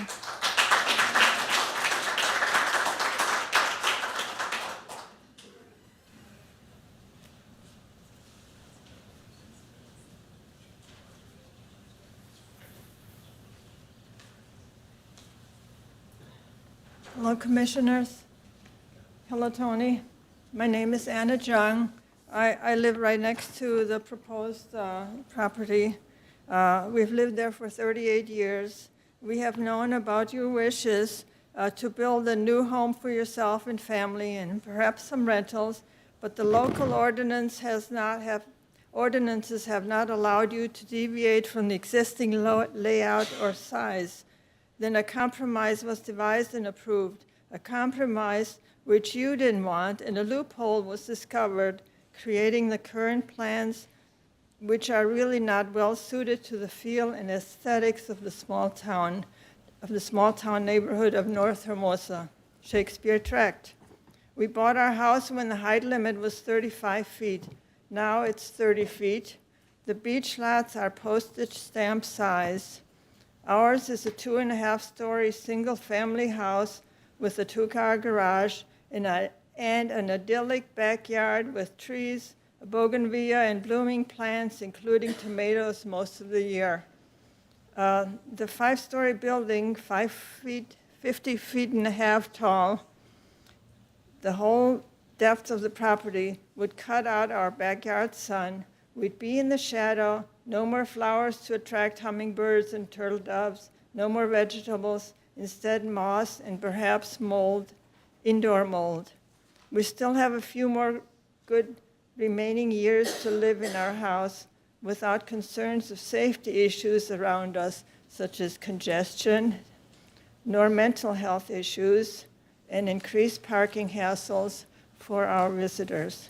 We hope and wish for a more reasonable, a commonsensical layout for our house, for your house, and which is acceptable to you, your neighbors, acceptable to City Hall and Coastal Commission. Thank you.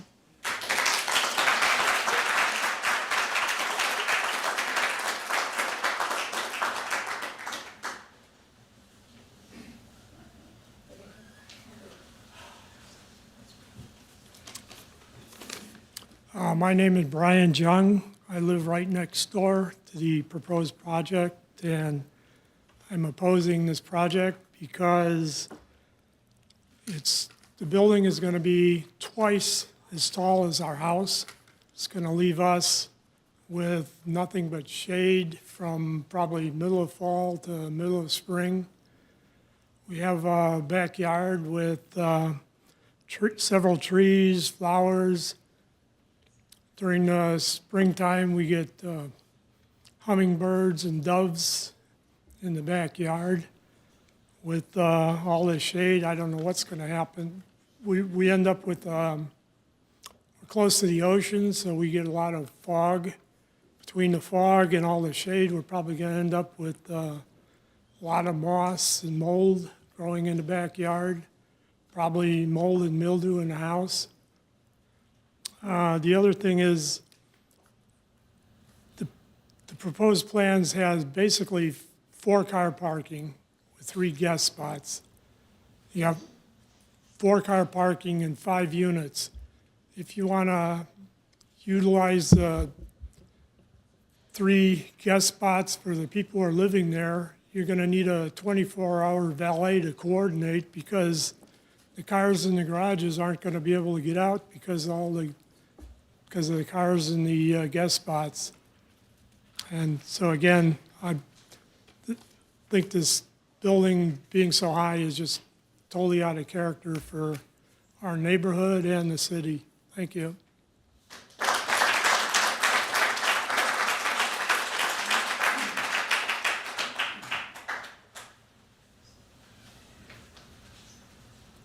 My name is Blair Smith. I live at 316 25th Street.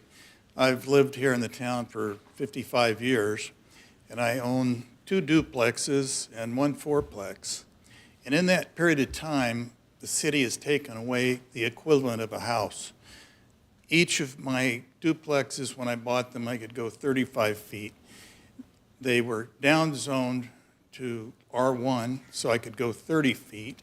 And then they decided 30 feet was a little too high for R1, so they dropped us to 25 feet. So between those two, I've lost the equivalent of another house. And then the fourplex that I have is on Circle Drive to Monterey. That's all R1. So if this guy's going to be allowed to do this, why can't I do the same thing on Circle Drive? Because I can't reduce my density. It devalues the lot because no one wants to pay a lot of money for a lot that they have to have 4 units on. They want to live in a single-family house. This is a very unusual thing for somebody to want to do, to build this high building. I would suggest that the city tells them if they want to have 5 floors, put 2 of them underground and let them go up to the existing height, which is currently 30 feet. But to build this in front of all these other people that live in this area and block their views is ridiculous. It just is sad to see that something like this could come up after what the city's tried to do for 50 years to not end up like Redondo Beach and have the highest buildings right along the front. So if you guys support this, you've gone against all the planning that's taken place for the last, I've been here 55 years, and that's what's happened. Thank you.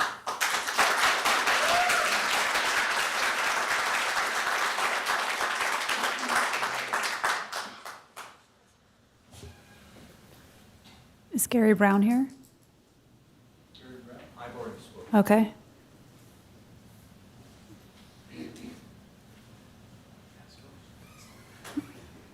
All right. Roger D.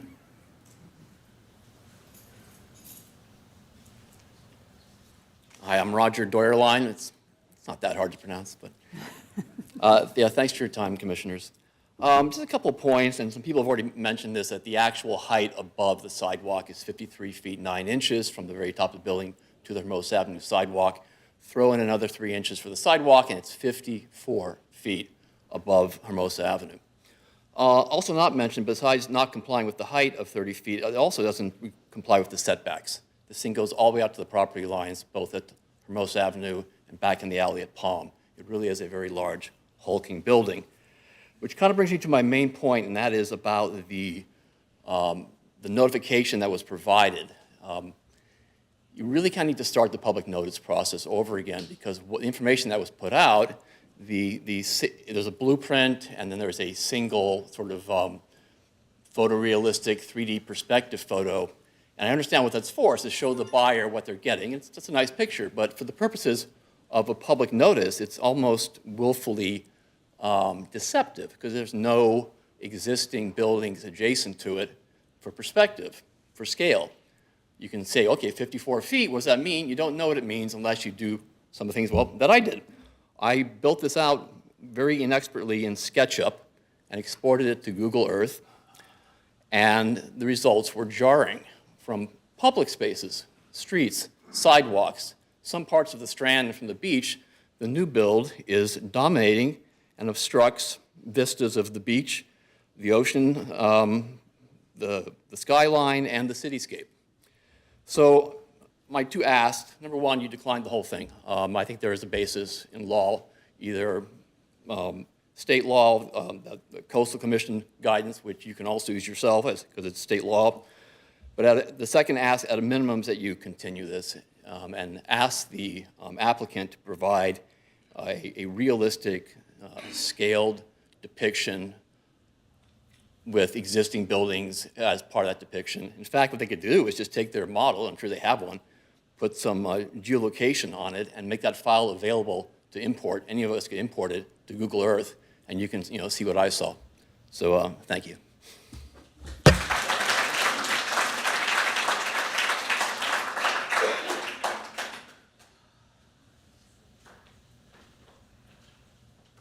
Good evening, Carolyn Petty, former council member and mayor.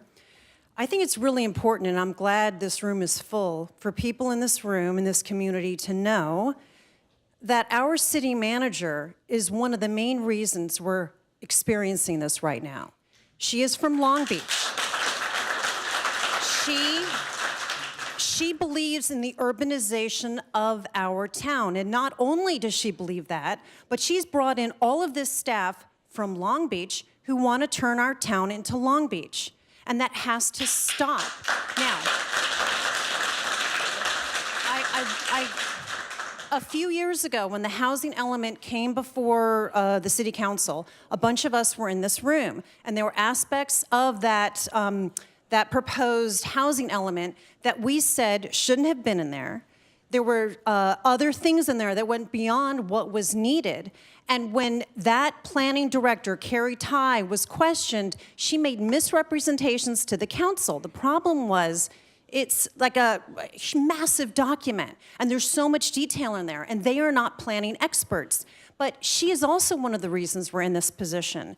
So for those reasons alone, because you guys represent our community, the staff does not represent our community. They represent our city manager and Long Beach. I'm going to point out a few things that I think are really important. It's been brought up many times. What they want you to actually codify tonight or approve, which is this resolution. To say that this is exempt from CEQA is, again, it's like a cut and paste of the same exact notice that they slap to everything. To say that it's exempt from CEQA and then have the language in here that the cumulative effect of successive projects of the same type, same type and same place over time is significant. This, as everybody is saying tonight, if you take this density and just extrapolate across the entire row, of course it's going to have a significant impact in our community. For staff to have said that this was exempt from CEQA means they're not even representing our community. It is not exempt from CEQA. But the other thing this is the other thing. The other reason that you need to say no, Section 11 to me is an outrage. We spent thousands of hours on our general plan. And for staff to say this is consistent with our general plan, the general plan, thousands of hours from this community saying, these are our height limits, this is our zoning, this is what we want as a community. And for staff to say it's consistent with the general plan is an absolute falsehood. You should absolutely go back and say Section 11, all these findings in Section 11 are absolutely patently untrue. It needs to be rewritten. It is not consistent with our general plan. So thank you, because I know that you all represent our community, you care about our community. At least kick it back to the city council and have them be the ones to make decisions. Thank you.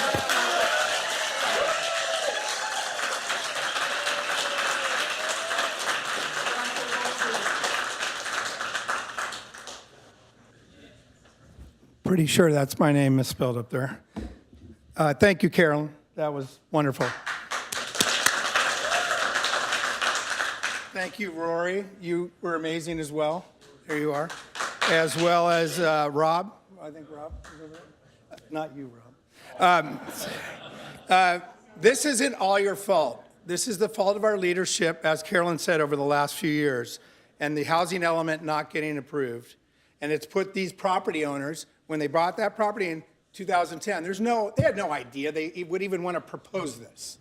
I would bet dimes to dollars this is not a business decision they're making. They're choosing this for their own personal use, not to add units to our rental, our rental availability.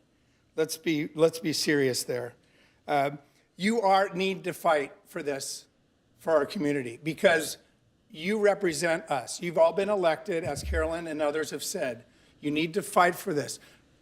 Let's be clear. That property is zoned for a single-family home. We hear the term R3. The size of the lot does not just support it according to our city zoning map, which people have made their most expensive decisions in their life over the last 40 years. Okay? It's got 4 units. You can't build 4 units. And you're not allowed to do spot zoning. Mr. Azan, I learned in a breakfast meeting with you on that. You guys got to figure out how to do spot zoning if that's what has to marry the state requirements with not losing units, but staying in the height limit. Maybe you have to give up parking, but make it work. Don't come to this conclusion that is going to set an awful standard and really it's, I'm not sure how this can play out. Coincidentally, it's in the middle of the block, kind of like your middle finger. And it's going to stick up much higher than every building on that block.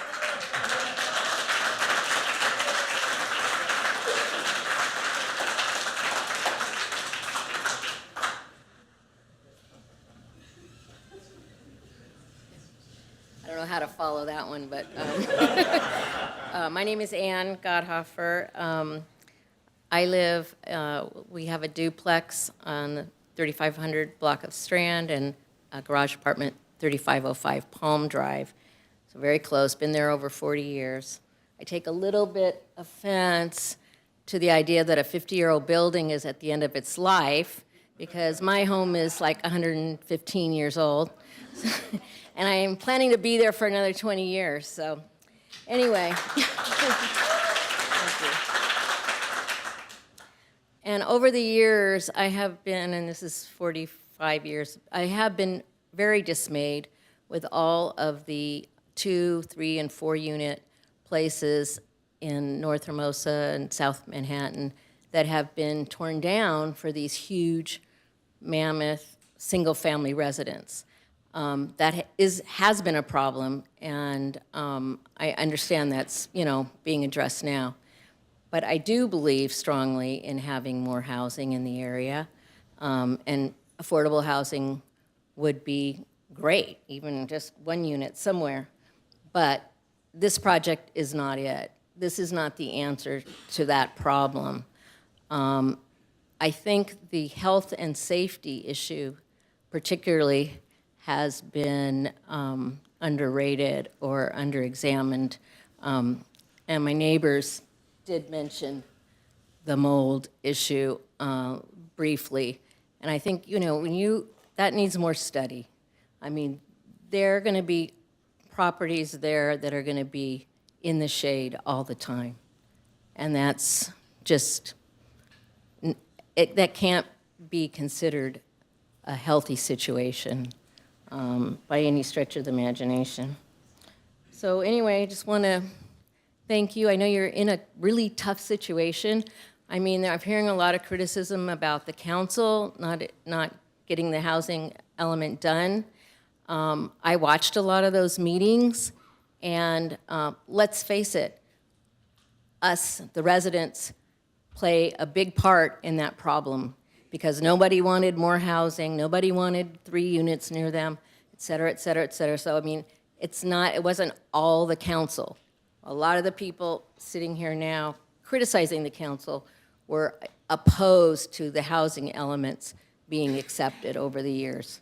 So we all have a part in it, but I agree there's got to be another way out versus approving this. Thank you.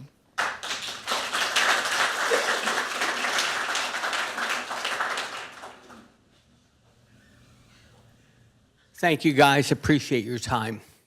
In 1996, I bought my house. Came from New York, didn't have a penny in my pocket, played Santa Claus at the mall up in Palos Verdes, for real. And I was fortunate enough, 6 or 7 years later to be able to buy a house in Hermosa. And I bought this wonderful house, panoramic ocean view. The person that built it had 2-story windows. I faced out the ocean. 2 years later, 2 developers built 7 condos around me. Was I pissed off? No. You know why? Because they built to the legal limit that was afforded by the council. And I said, you know what? When I bought this house, I had an understanding of what it was. And mind you, it was 35, then it went to 30, but I didn't disrespect that. What I see here is an egregious nature of, unfortunately, developers trying to take advantage of a limit. Now, my house, 30, you want to let me build 50? I'll tell you what, I'll throw in a couple of units. I'll give some 500 square foot units, and I will rent them out, actually, at a rate that low-income people can actually afford to live. And you want to know something? That will be good, but that's not what's going to happen here. This is a 50-foot unit. They say, oh, we're just adding 1 unit. No, you're adding a lot of square footage here. This has nothing to do with this. All we want is the consistency of our community, and it's all about the rules. You think if you let one person come in that we're not going to have other people coming in? And I'll tell you what, my mother, my brother, and my other brother are attorneys. If this goes through, they'll work for me for free. We're going to fight this with you guys or with the council, whoever it happens to be, till the cows come home, because this is not right. So either we change the laws in the city where everybody can build 50 feet, and then every single person in this city has the ability to add units to their property and sell them for millions and millions of dollars or more. We don't give this opportunity to one developer that wants to do this. Because you want to know something? I don't live near the effective unit, but my entire ocean view was blocked when I bought my house. And you want to know something? I was young, but I was man enough to accept it, because when I bought my house, that was the law, that was the rules, and I accepted that. And therefore, I was like, I'm not going to disrespect my neighbors, and I'm going to love them, because they're people that I care for, and they had the right to build to that height, but this is not right, in my opinion. And I feel that the people have to stand up, whether it's through a proposition on the ballot or through lawsuits. This cannot happen, or we're just another Santa Monica or Hermosa Beach. I'm sorry, Santa Monica or Redondo Beach, and I didn't want to live there. So thank you guys for your support. God bless America. Thank you.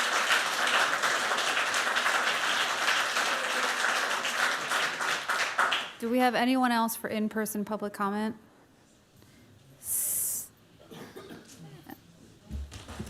Hi, Laura Pena. To say that I am frustrated is beyond. I've attended every single housing element meeting in our city, and I've worked with the 4 community development directors, the 4 consultants that we had, and I knew that when our housing element got rejected in 2021, that this was ripe for exposing ourselves to a builder's remedy.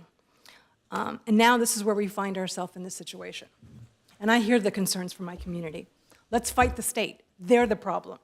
Let's work with the property owners. Let's see if we can come to some kind of understanding.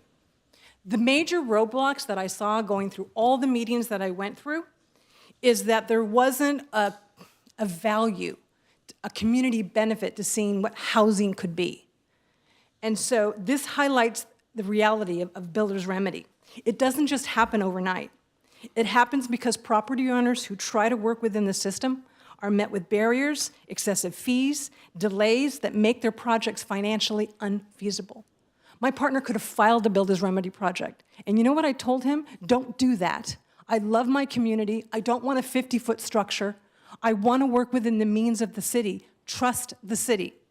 Well, I was wrong.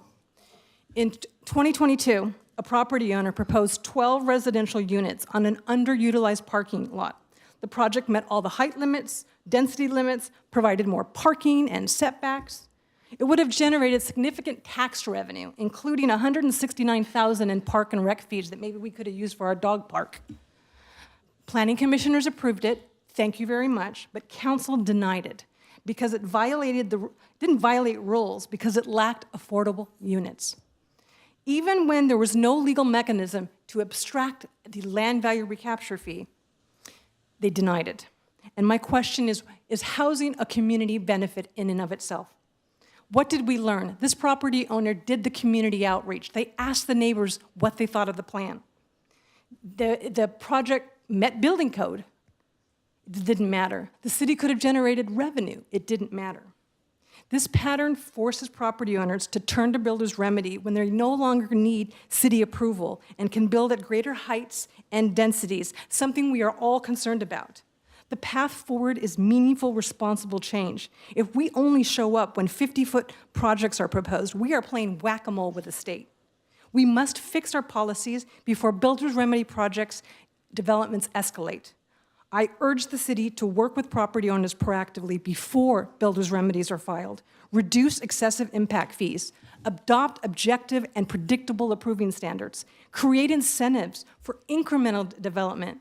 If we don't act now, we will face more builder's remedy projects, more lost revenue, and less control over our own future. The question is no longer whether property owners should build builder's remedy, but it's why wouldn't they? Thank you.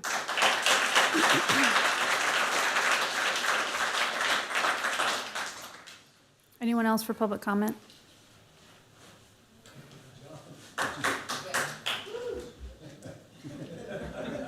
I'm John Rogers. I live at 125 34th Street, which is about 2 houses back from the place in question. I've had to put up with a house being built in front of me that took away all of my view, which I had 2-story, now it's a 3-story building ahead of me. Okay, from that, we've also had to have lights on inside the house during the day because we're in the dark. The house is 100 years old, and I've tried to keep it as nice as I can. I oppose this project because it's going to be a huge eyesore to the beach. I'm a surfer. I enjoy the ocean so much, and it's a lot of times from the ocean you look back and you figure out where you lined up at. And now we're going to have this beacon that's going to be like a lighthouse that's stuck out there. And it's ridiculous, and I oppose it. Thank you.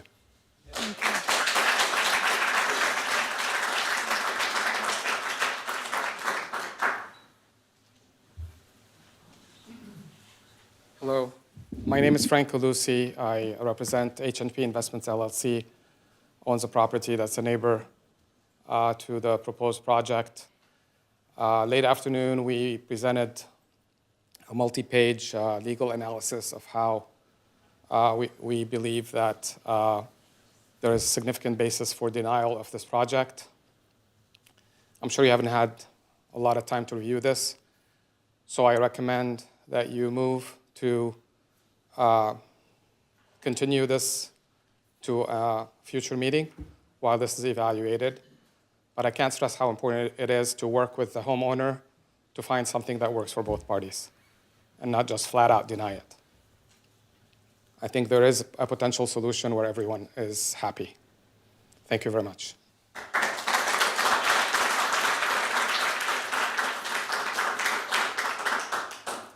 Anyone else for in-person public comment? All right, seeing none, we'll move on to online public comment. One more, go ahead. My name is Mary Wooldridge. My family came here in the early 40s. That was spectacular to be here. I'm 70 years older, but I can remember so much of that, the early Hermosa. So we stopped the oil people a few years ago. Now this is happening. You're deciding the future of this city. So it's not about, you're making Hermosa exempt from being a Hermosa. Thank you.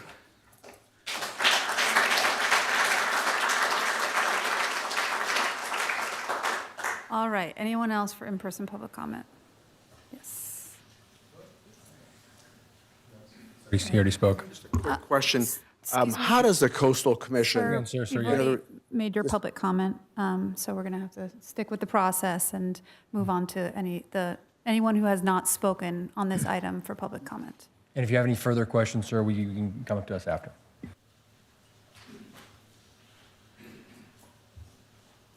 All right, seeing no more in-person public comment, we will now move to online public comment.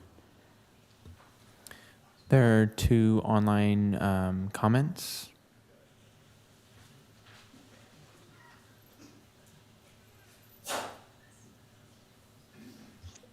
Well, I didn't.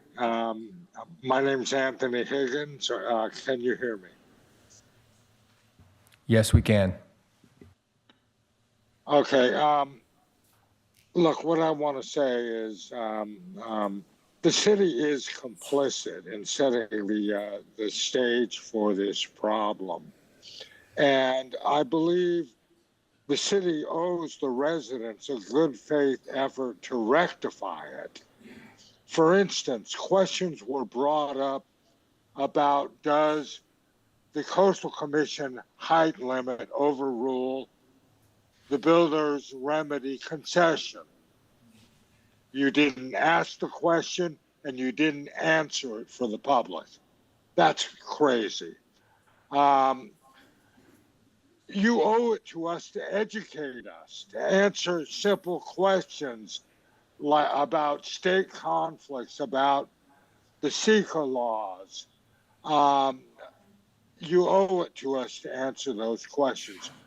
You owe it to us to bring in a land use attorney to fully investigate ways to stop this mess that you in good part created. And you need to fully support the residents when they go before the Coastal Commission to ask them to deny this development. The housing element was a huge multi-year project. Everybody knew that.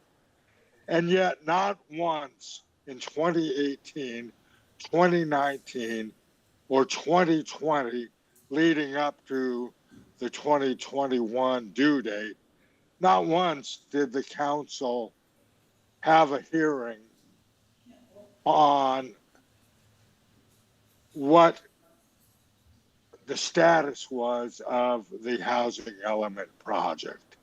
It basically just left it in the hands of the Planning Commission, and they didn't do what they needed to do to avoid builder's remedy. They just were asleep at the switch. So bottom line is you need to start educating the public, answer questions about the conflicts between the Coastal Commission 50-foot rule. Answer that now. Fully investigate the state law, Coastal Commission conflicts, Sika conflicts, or potential health issues, and support the residents who overwhelmingly want you to deny this project. Thank you.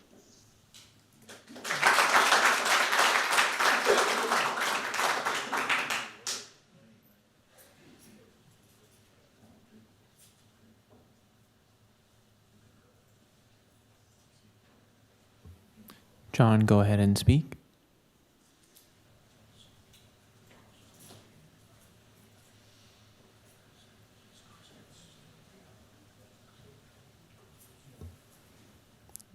John, are you there? John Burrow?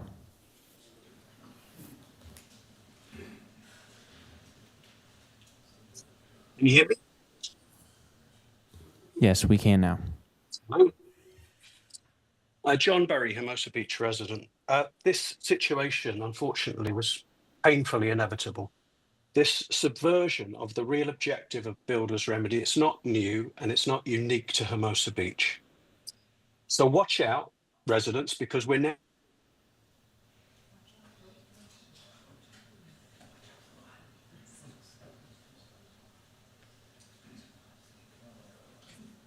Hello? We lost you for a second, but we can hear you now.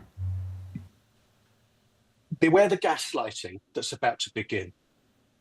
The city has wasted countless hours and millions of dollars on incidental vanity projects while the threat of an incomplete housing element was looming. The city has lacked the management, the expertise, and the organisation to deal with its housing element in a timely fashion. And now it'll try to blame its own residents for that by claiming it's due to opposition for affordable housing. But the indecent haste of this piece of the process, the lack of time, the access to view public records, and the completely derisory consideration of secret exemption should tell you its own story. So hold your city manager accountable. Ask her why we don't have the domain expertise. Ask her why we wasted so much time and money on other vanity projects while this fire was smouldering right in front of us. Ask her to pack her bags and leave and take the $450,000 a year city attorney with her, because I promise you, these not fight for you. So to everyone who campaigned tonight, get the best sequel lawyer you can afford, and I'd be happy to contribute and I'd be happy to fight with you. Commission, please allow more time for research and debate before you enable this awful project to defy the wishes and the spirit of this community. Thank you.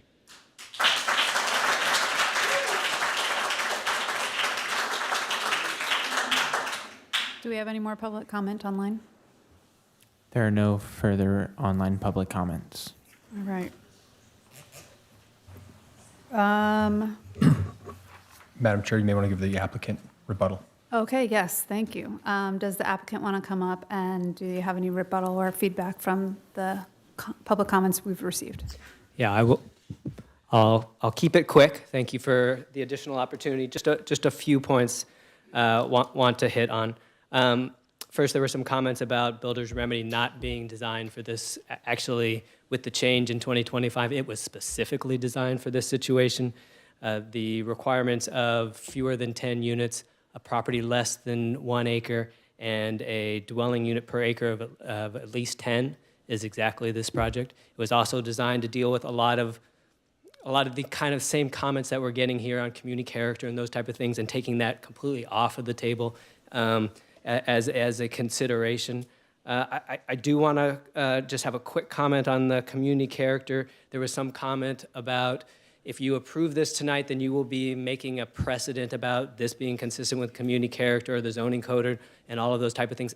You will absolutely not be doing that. Staff has pointed out that, and they have laid out all the ways in which the project does not comply necessarily with zoning or the general plan, but that's what Builder Remedy does. That says none of that is relevant to the consideration. So you don't have to worry about this being held out as something that you said is consistent with the zoning code or is consistent with the general plan. This is consistent with Builder's Remedy, and that's a very narrow issue for this city. Because again, this is the only project that has qualified for that. Just want to talk about private views real quickly. As you all know, that's not protected, and it's definitely not a specific adverse public health and safety impact as defined in the law. And finally, on CEQA, staff has done its analysis. This is an infill development, and that's exactly what this particular CEQA exemption was for. It's 3 units, it's 4 units now, it's 5 units afterwards. This fits completely within CEQA. There's no need for additional time or analysis and those type of things. It's been done. That's kind of the typical thing we find. We ask you to approve the project based on the law that exists today, and happy to answer any other questions that you have. All right, before the applicant steps away, do any of my fellow commissioners have any questions for the applicant at this time? None. Okay. Thank you. Thank you. All right, I will now close the public comment portion of the hearing and bring the matter back to the commission for discussion and deliberation. All right, where shall we start? Commissioner Izant, do you have any comments, questions? Chair Hirsch, I have a motion that I'm going to make, but I would like to hear comments from my fellow commissioners before I make that comment, and then I'll make my motion and hopefully get a second, and then have some discussion. All right, so you want to hear our comments before you make a motion? Yes, please. All right.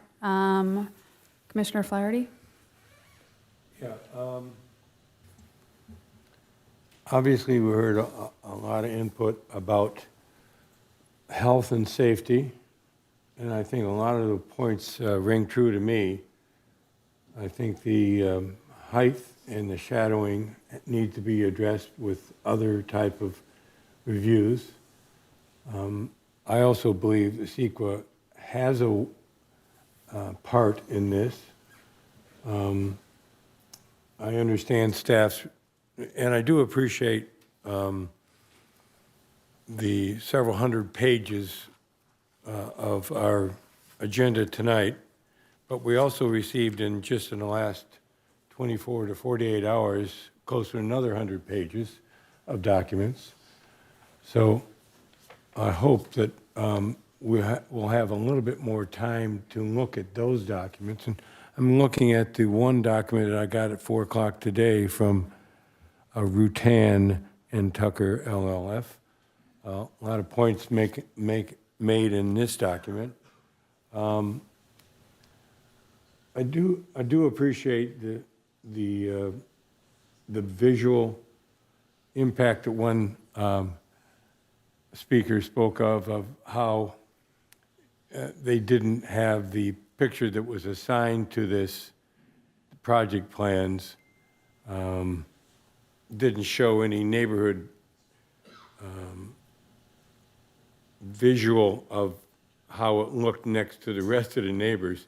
My first impression was the cars are blocking the sidewalk in the picture he assigned to us.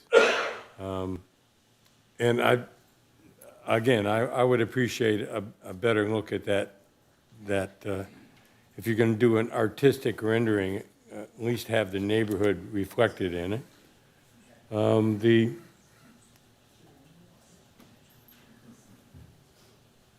Let's see. I also believe that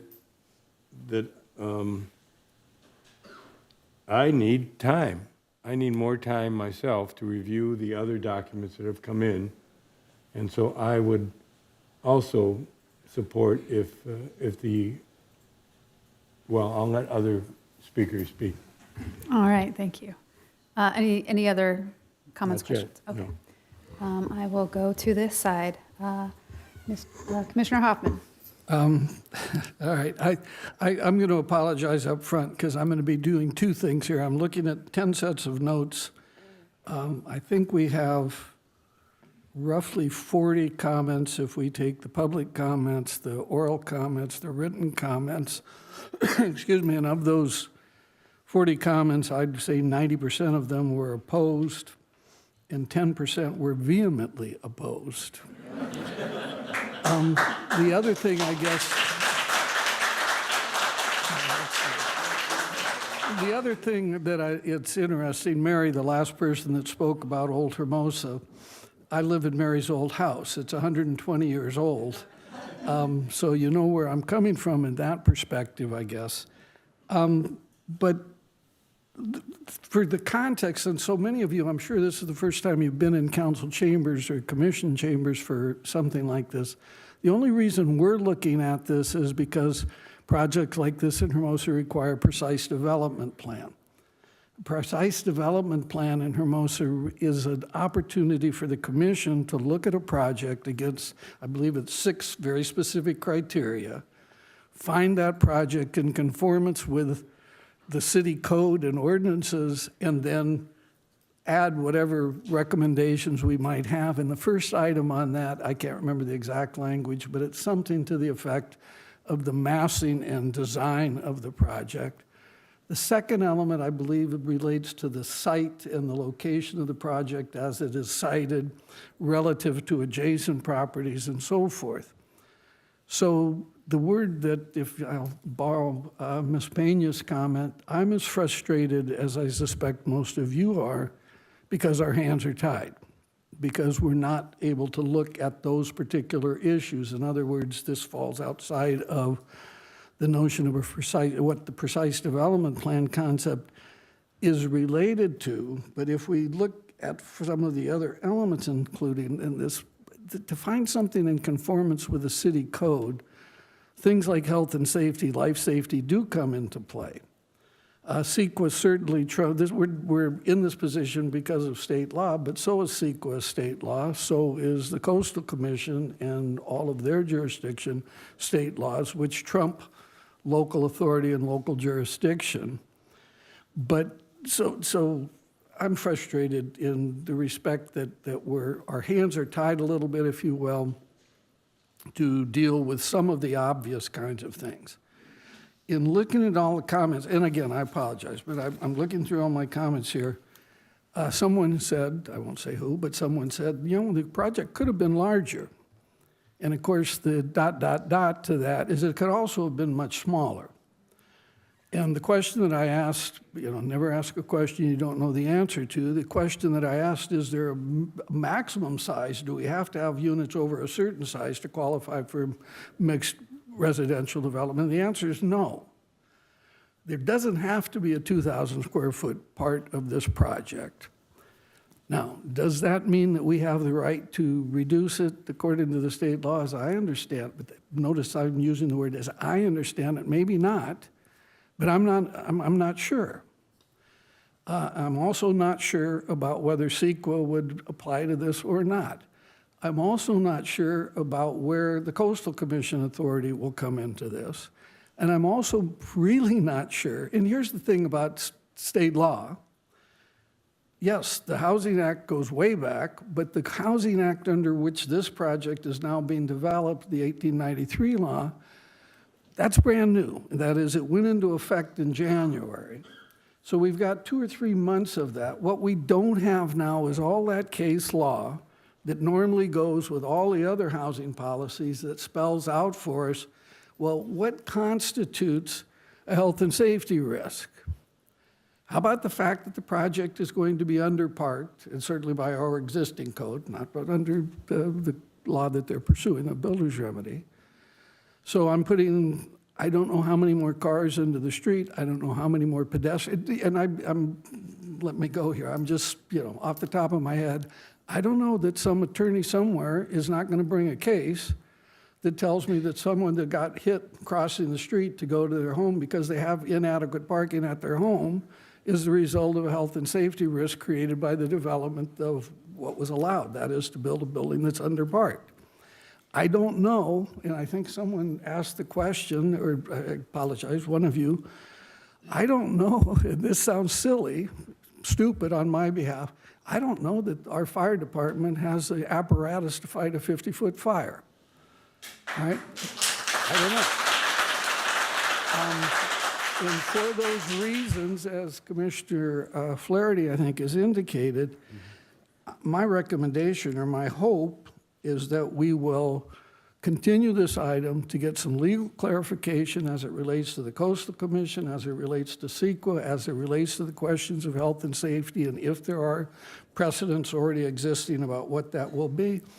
And I would hope that in that time, the applicant would appreciate and recognize what they have heard today from us and from the rest of the residents in this city. It could be bigger, yes, it could also be smaller. We can't compel that, but sometimes it helps to do the right thing.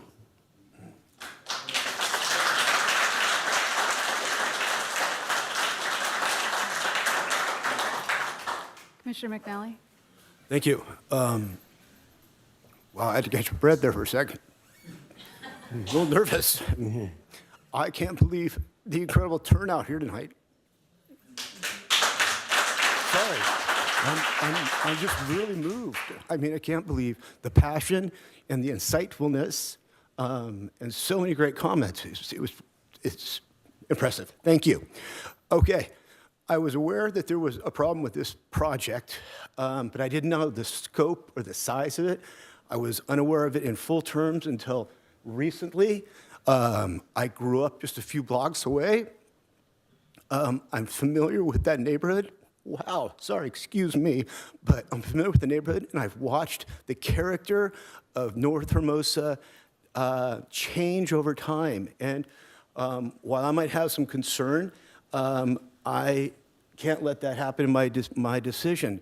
I was sworn in on Thursday. I got the 401-page packet Thursday night. I spent days just thinking I knew so much about this, and I woefully do not. I think I'm leaning toward my colleagues and recognize that there's way too many points and questions that were brought up this evening by people here in this room and my other colleagues, that this needs much more research. Staff needs to go back and give us a little more clarification, and I'm hoping that I believe we're leaning toward asking for more time. Thank you, Commissioner McNally.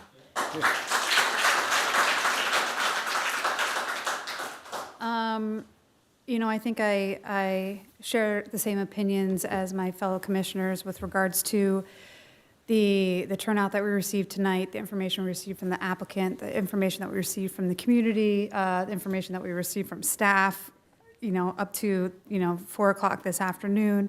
There's just so much information, and I think we need some time to process it. I think in addition to that, I heard some things tonight. I was thinking about them over the weekend as we were reading this document. There's information that is typically shared with us, like when we are looking at PDP, that just I didn't see here, and it is, I think, could be useful, and as we try to understand the project a little bit more. And I heard it in feedback tonight. In terms of the height limit, we're talking about the height limit being 50-something feet.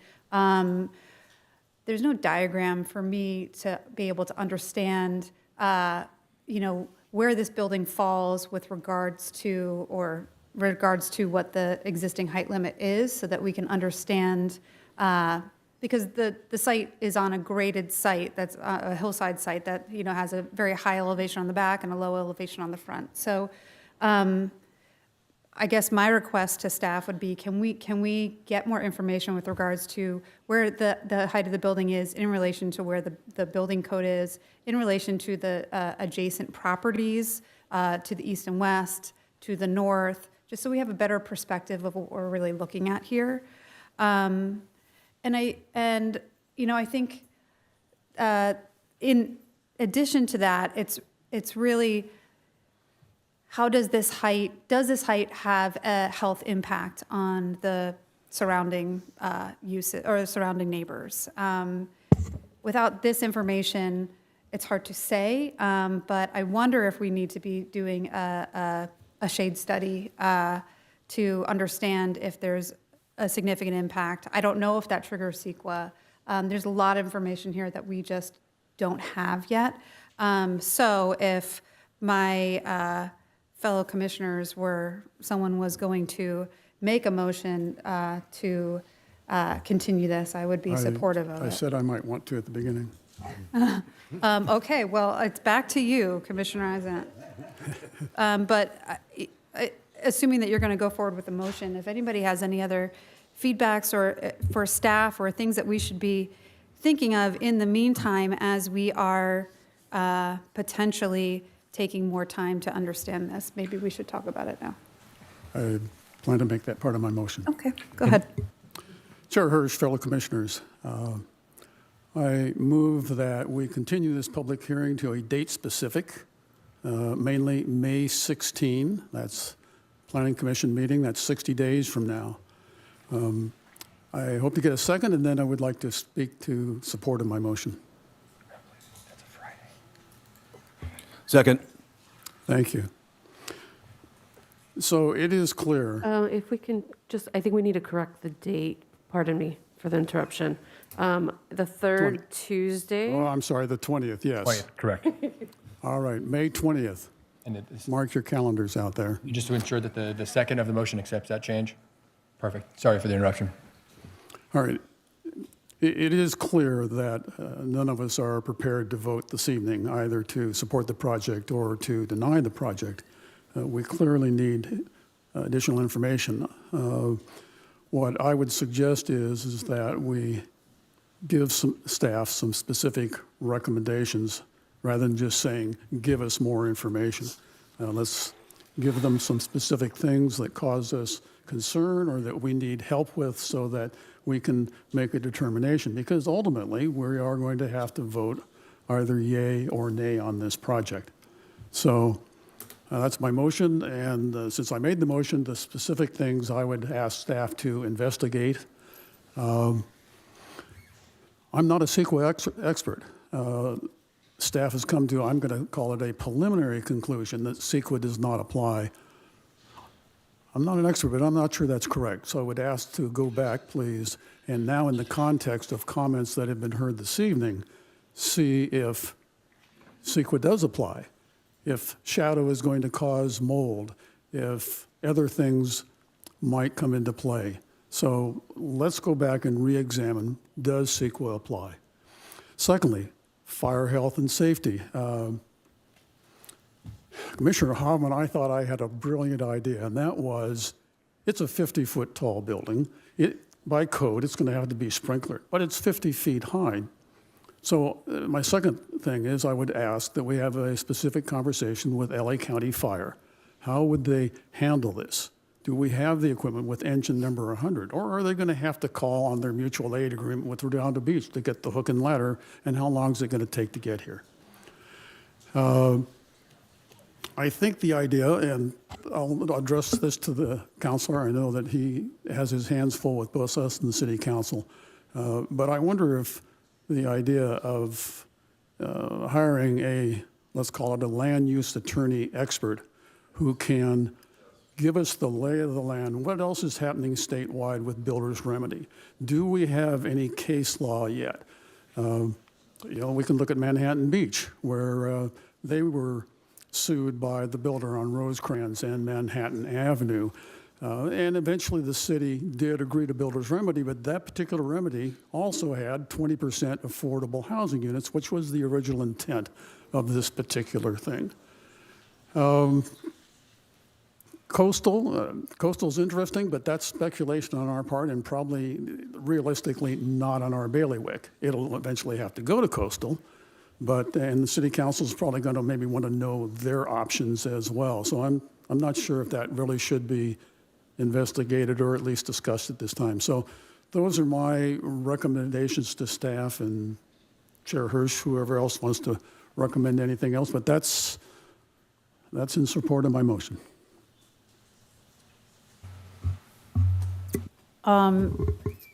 I would be in support of your motion with a friendly amendment just to include a diagrammatic study on the building and its relation to the surrounding properties and the existing height limit. Chair Hirsch, I apologize. I do have one additional request for investigation. The letter that we did receive from Rutan and Tucker, I thought had some excellent observations and points. One of the things that jumps out at me is the Housing Accountability Act that clarifies that a city may require a builder's remedy project to comply with the, quote, objectable, quantifiable, and written development standards, so long as doing so does not render the project infeasible. That, to me, is worth investigating. So I would ask, please, to investigate that further. Any comments from fellow commissioners?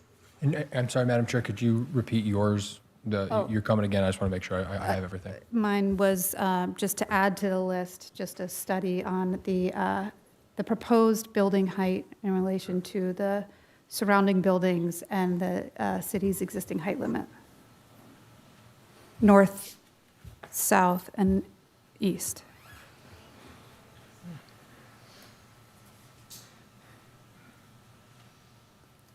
Any comments from my fellow commissioners?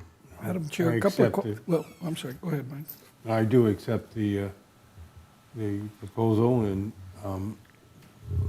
there were some other items in here. Scenic vistas, viewpoints, resources,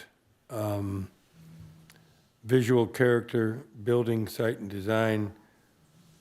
I don't know if that might apply to some of the things you've already mentioned, but I certainly think we should consider that.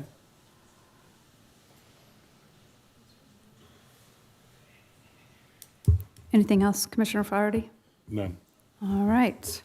Commissioner Hoffman. Yeah, a question, I think, of the city attorney, and again, this is sort of our ignorance of this law. I know part of what the new law requires is a certain time limit, or limited, I guess it is, on the time and the number of hearings and so forth. Does setting a date certain put us into, excuse me, into jeopardy on that at all, or? No, so we are limited to a total number of public hearings at this level and of course the city council level, which is 5.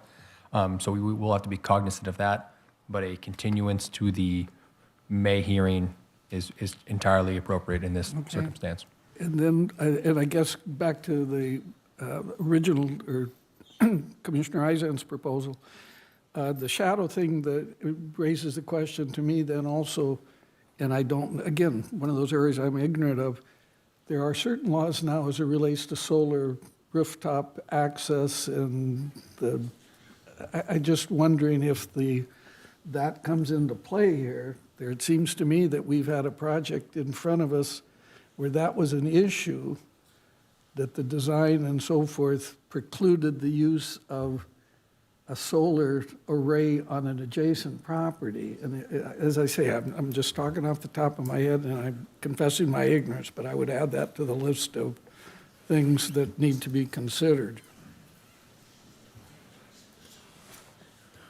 One thing comes to mind on a project here in Hermosa Beach where the height limit came into play was that the tenant, it was a business, and they had umbrellas and trees on their rooftop deck, which exceeded the height line, and they weren't able to do that. So it needs to be mentioned if any umbrellas or any height that would be above the current height is accessible or acceptable or not.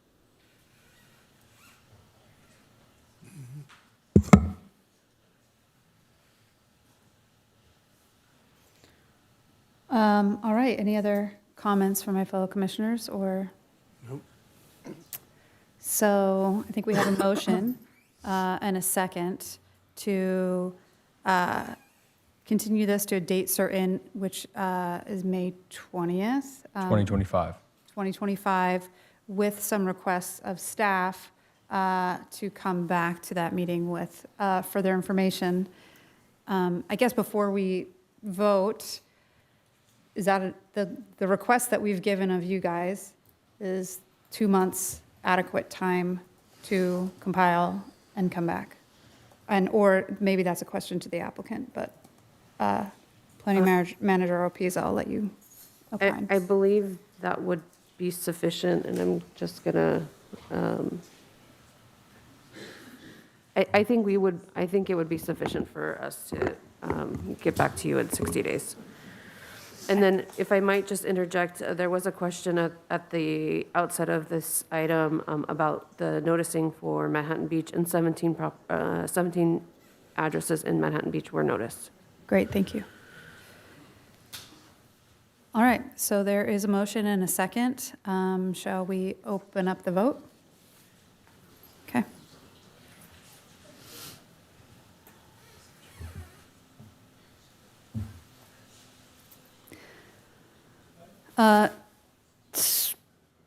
Okay, so the motion is to continue, and so the vote on my screen says request to approve. So I just want to make sure I'm voting correctly here. Correct, yeah, that may just be a function of our software to approve the motion, but yes, the vote right now is not to approve the project, it is simply to approve the motion. Date certain, May 20th, 25, with of course the laundry list of further items that the Planning Commission desires to be investigated and brought back.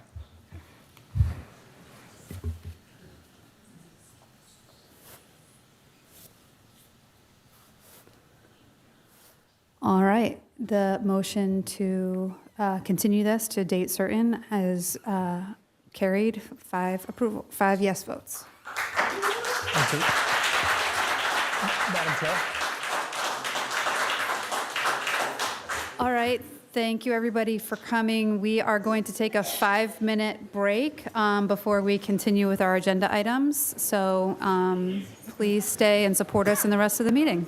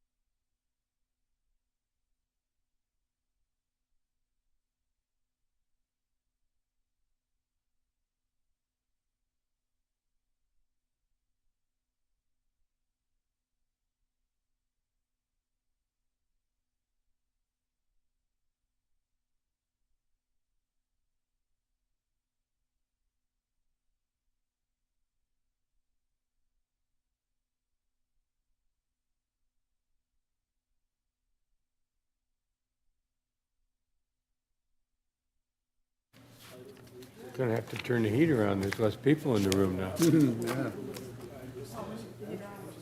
Mhm.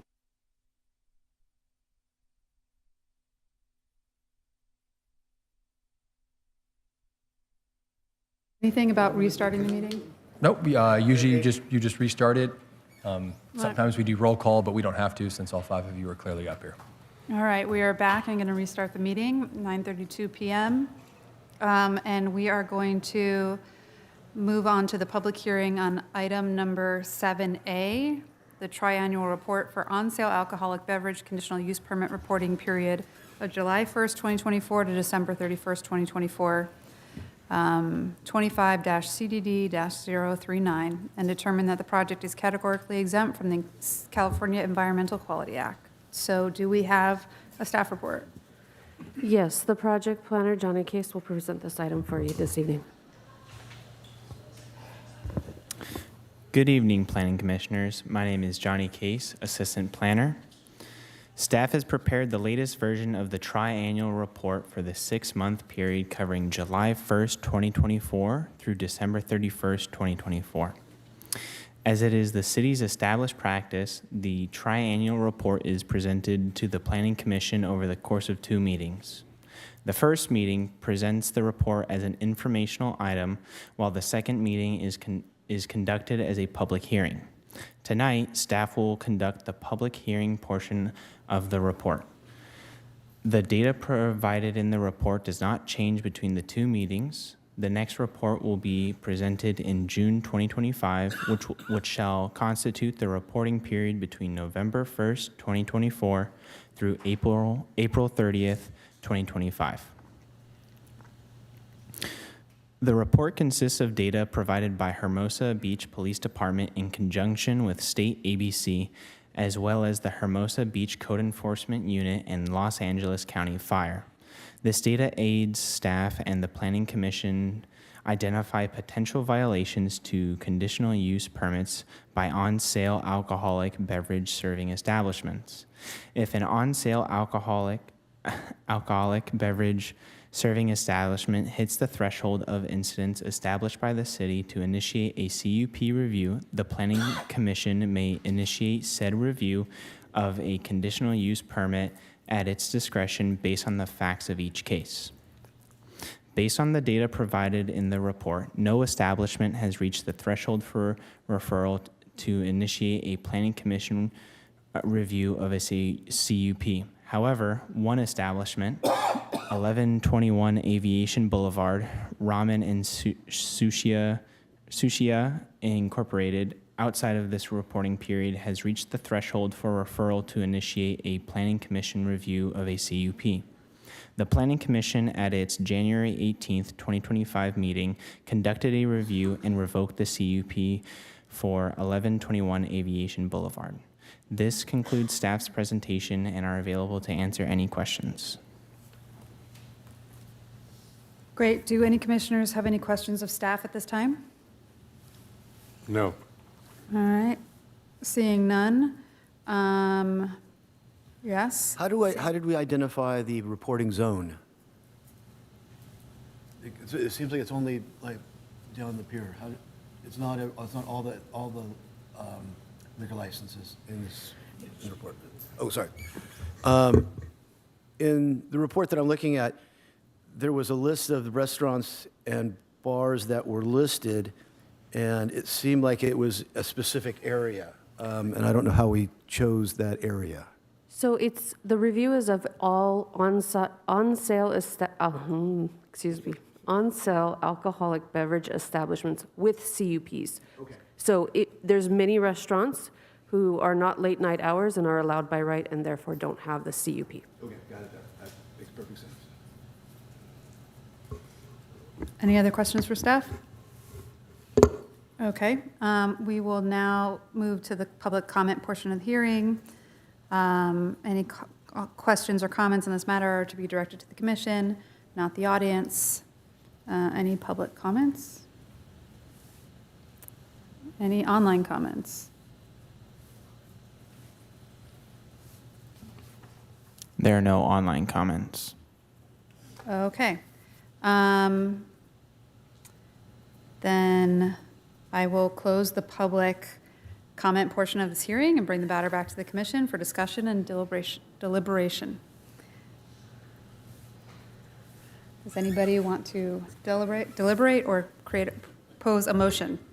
Madam Chairman, I would make more a comment than anything else.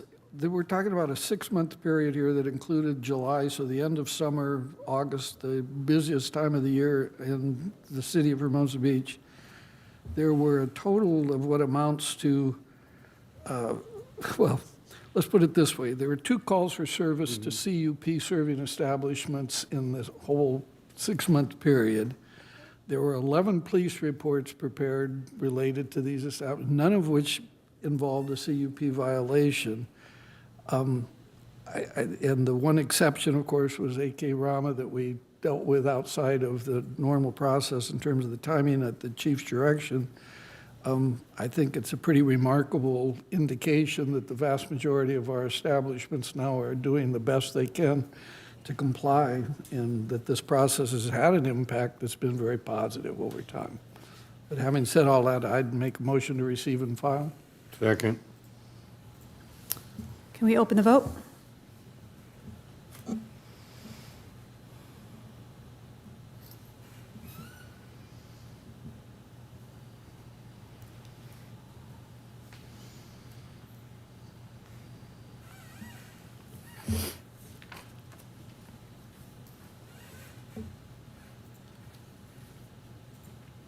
All right, motion passes.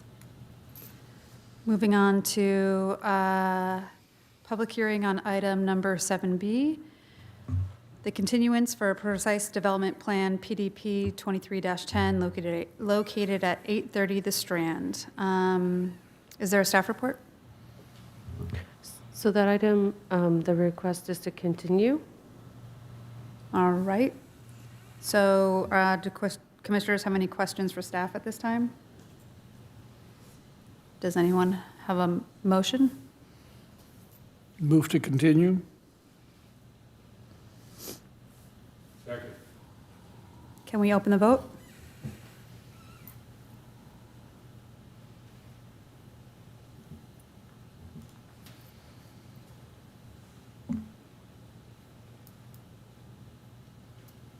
All right, motion passes. We will now begin the public hearing on item number 7D, a request to modify a previously approved shared parking plan, Park 25-01, to accommodate the consolidation of 4 retail tenants at 1601 Pacific Coast Highway, located in the SPA 8 zone. Case number 25-CDD-046, and to determine that the project is categorically exempt from the California Environmental Quality Act. Do we have a staff report? We do, and Associate Planner Jake Whitney will present this item as well.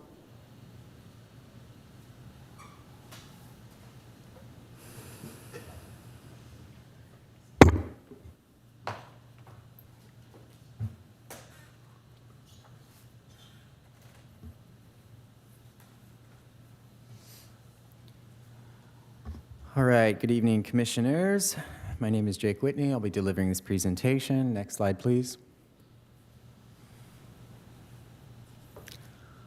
So the request before you this evening, as stated in the agenda, is for a parking plan amendment to allow for the consolidation of 4 retail tenant units totaling 5,368 square feet into 2 units,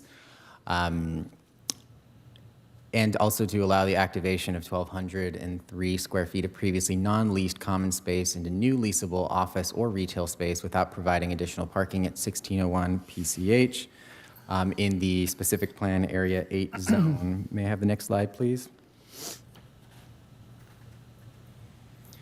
So to provide some background on the context for this proposal this evening, the project site is located at Pacific Coast Highway and 16th Street. The existing condition represents 128,069 square feet of current leasable space with a 6-level parking structure with a capacity of 496 parking spaces. The site was previously approved back in 1986 through Planning Commission Resolution 86-40. And over time, that parking plan, which was originally approved to accommodate a theater, restaurant, and shopping complex, has been amended several times to accommodate the various mix of uses at the site, with the most recent approval occurring in 2016 for an expansion to an existing tutoring and educational facility. There's also various entitlements at the site, some governing the site at large and others governing individual uses within the shopping complex. And worth mentioning are some current relevant entitlements for the site that require that free parking be provided for the first validated 2 hours for any patrons and employees of the respective businesses. Next slide, please. The zoning map above is provided to show the context in relation to adjacent streets, residences, and other zoning districts. Next slide, please. So as discussed, the purpose of this amendment is to allow for this consolidation of units and more specifically regarding the activation of 1,203 square feet of non-leasable space. So pursuant to the municipal code, specifically Hermosa Beach Municipal Code section 1744015D2, it states that whenever a building is expanded by greater than 10% or more than 500 square feet, whichever is greater, that parking shall be provided as specified in Chapter 17.44, which is the off-street parking section. Now, given that the proposed project is going to expand the leasable square footage of the property by 1,203 square feet, additional parking is required per the following ratios. Hermosa Beach Municipal Code Section 1744030 states that an office or retail use requires 1 parking space per 250 square feet of gross floor area. As a result, an expansion typical of this nature would require 5 new parking spaces to accommodate.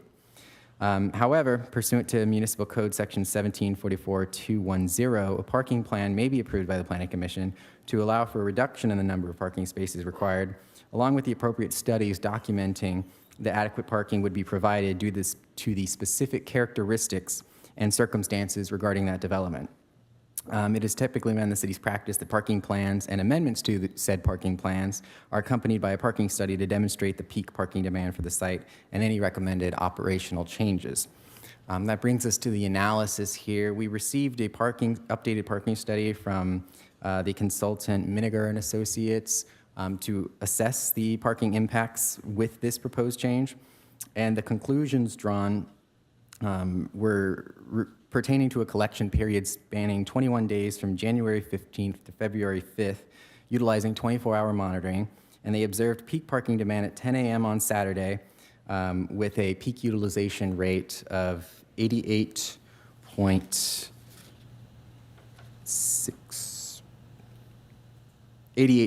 of the existing parking supply, which amounts to 438 out of 496, taking into account the current existing site condition, which accounts for office vacancies on site. Further, when the analysis looked at a potential future condition in which the Hermosa Beach Pavilion were at full occupancy, it was noted in the analysis that there would be 1 morning hour on a Saturday where it'd be projected that there would be a deficit of 1 parking space amounting to 100.2% of the utilization rate of the existing parking. However, this analysis is also based on a very conservative set of assumptions, among which being that all office spaces would be fully occupied on weekends, which currently doesn't represent existing market conditions or the variability of business operating hours. As a result, the analysis, you can move to the next slide, please. The analysis provided a series of criteria for the Planning Commission to consider, but first we want to just provide some context of the existing site.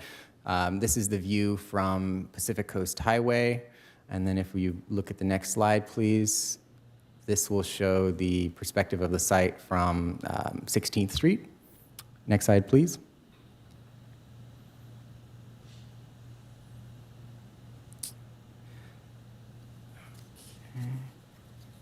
And I believe we touched on that. We can move to the next slide.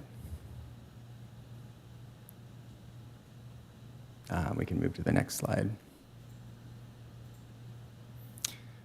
Among the set of plans provided from the applicant, we see the proposed demolition plan up on your screen here.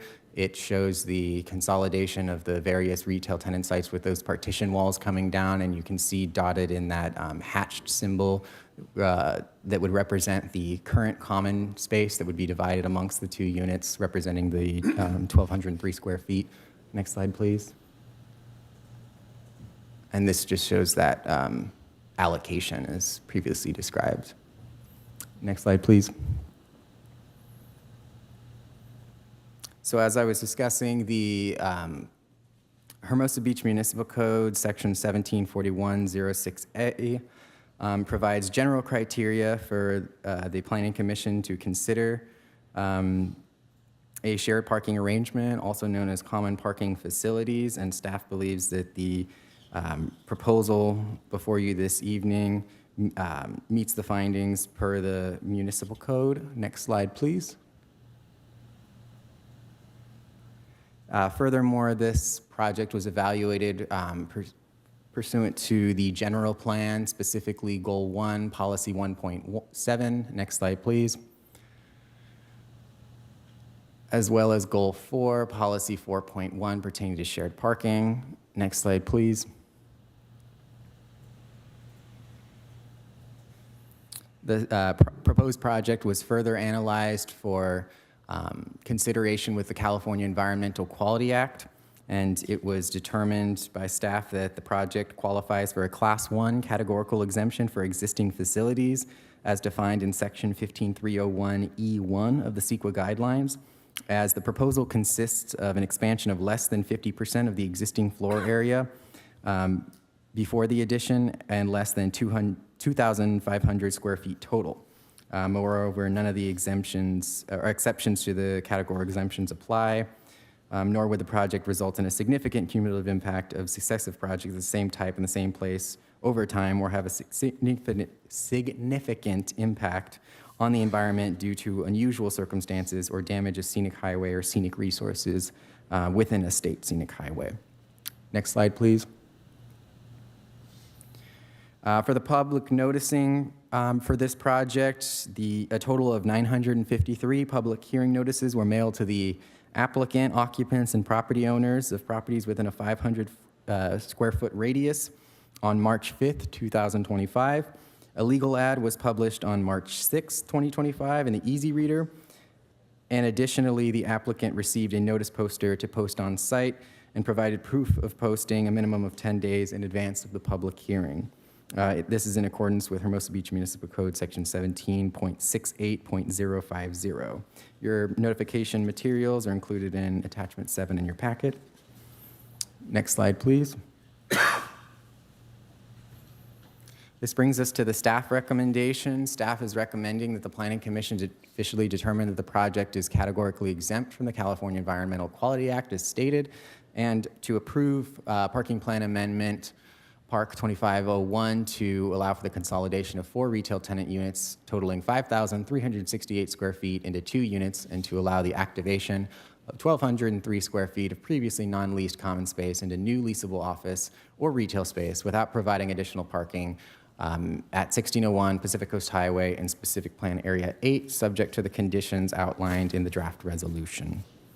That concludes staff's presentation. We are available to answer any questions, and the applicant is available to answer any questions in the audience as well. Great, thank you.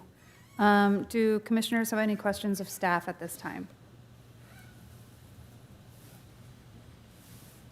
No. None? Okay. So then I will now begin the public comment portion of this hearing. Is the applicant present, and do you want to approach the podium and make a presentation? For the record, my name is Margaret Taylor of Apex LA, representing the applicant in this case. The applicant is here, the gentleman who prepared the parking study is here, and the property owner are all here to answer any questions you may have. I want to thank Jake for his work on the application. We have reviewed the draft resolution. We are in agreement with the proposed conditions of approval. We agree with the comments by staff that the 1 hour on a Saturday at 10 a.m. probability of all offices, all tenants in the building being fully occupied and in attendance at that one specific hour of the day is extremely unlikely, and therefore I think the findings could be made in support. In addition, there are just general vacancy rates, of approximately 16% of office uses on an ongoing basis in the beach cities areas. So there's a reasonable presumption that at various points in time, not all of the tenant spaces would be fully occupied or leased out. So we just wanted to let you know if you have any questions or concerns about it, but I think the study did show that this is a generally underutilized parking structure, and that we have a good mixture of uses and it's being well managed. Thank you. Thank you. Is there anyone from the public wishing to speak at this time? Seeing no one in person, is there anyone online? There are no online speakers. All right. Madam Chair, if we could, I'd have a question of the applicant, please. Perfect. I was just going to say, Okay. do we have any questions for the applicant? Then it sounds like we do, so please come back. And without this sounding as cynical as I know it well, with a facility that has largely had a history of vacancy, why are we expanding the vacancy? That is, why are we asking to include another 1,200 square feet? Is there a tenant designated for this space, or? Yeah, I think they're just, I do have the real estate brokerage team here who can respond to that, but I can tell you in general, they're finding that it's difficult to lease that particular portion of the building with the size of those tenant spaces, the way they're currently configured. So to be able to reconfigure them differently allows them to meet the needs of potential tenants in the vicinity. But did I answer that correctly? Is it, so there is not a It's a specific? it's a configuration issue of the size. I think you saw on the floor plan that those tenant spaces are very small and kind of bunched in at that corner of the building. And by utilizing that common access, hallways there, they're really just combining the individual 4 tenant spaces into 2, and by utilizing the common access space, it just allows the flow within those tenant spaces to be more easily leasable. So they're not substantially growing in size. It's just making the floor plans more easily to occupy and more attractive to potential tenants. Okay, thank you. What is the tenant profile? Who are you marketing to?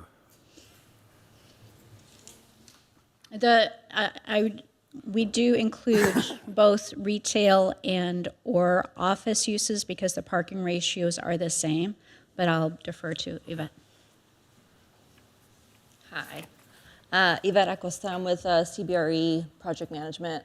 Margaret hit it on the spot in terms of spaces.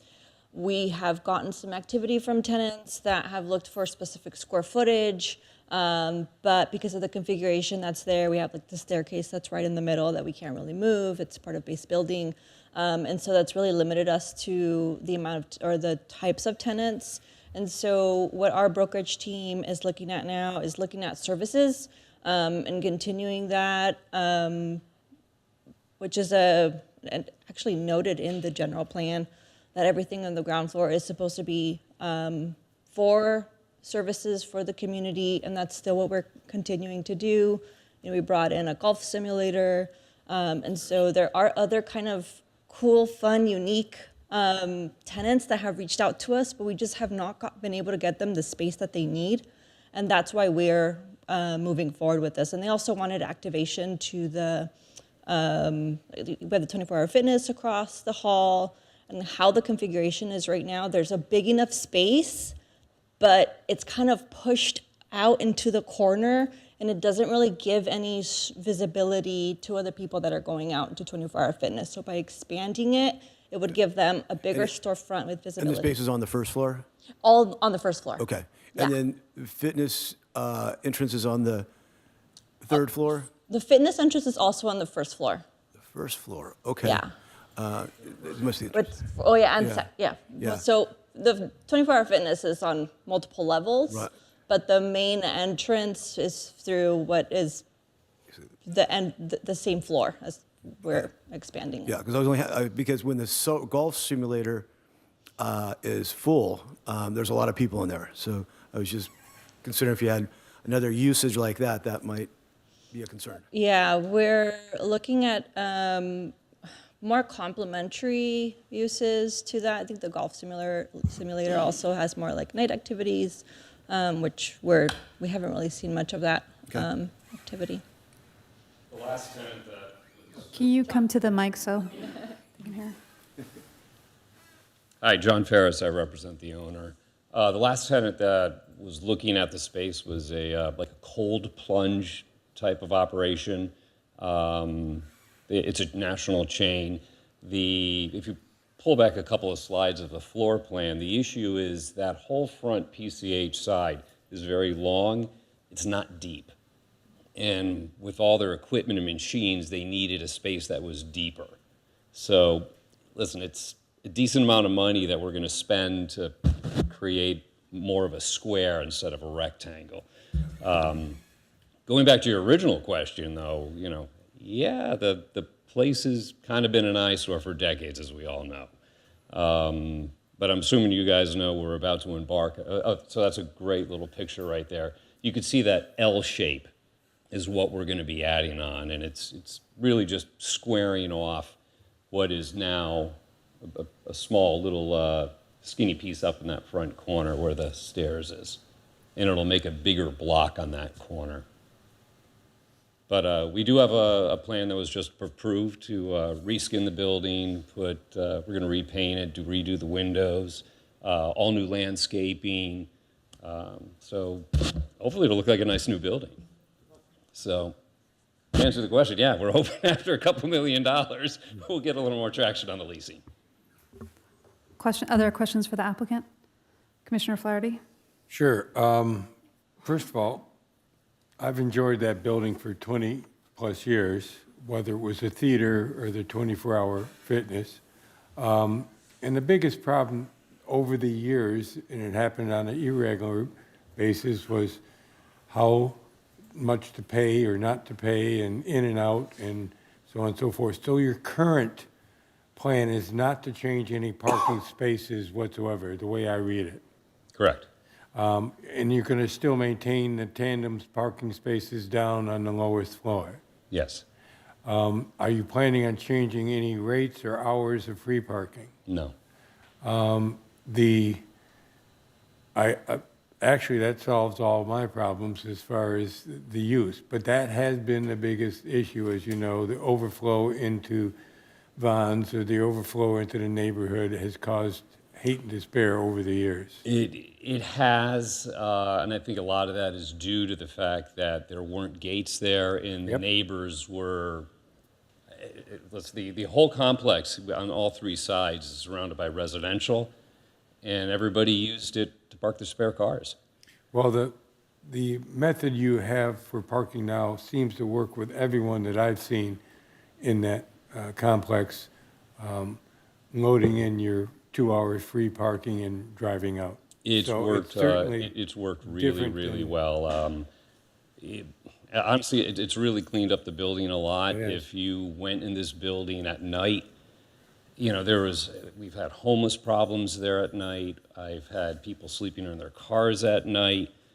The kids, smoking their smoke down in the bottom. And the fact that we've now got gates and stuff, the people who are in the garage are the people that are supposed to be there.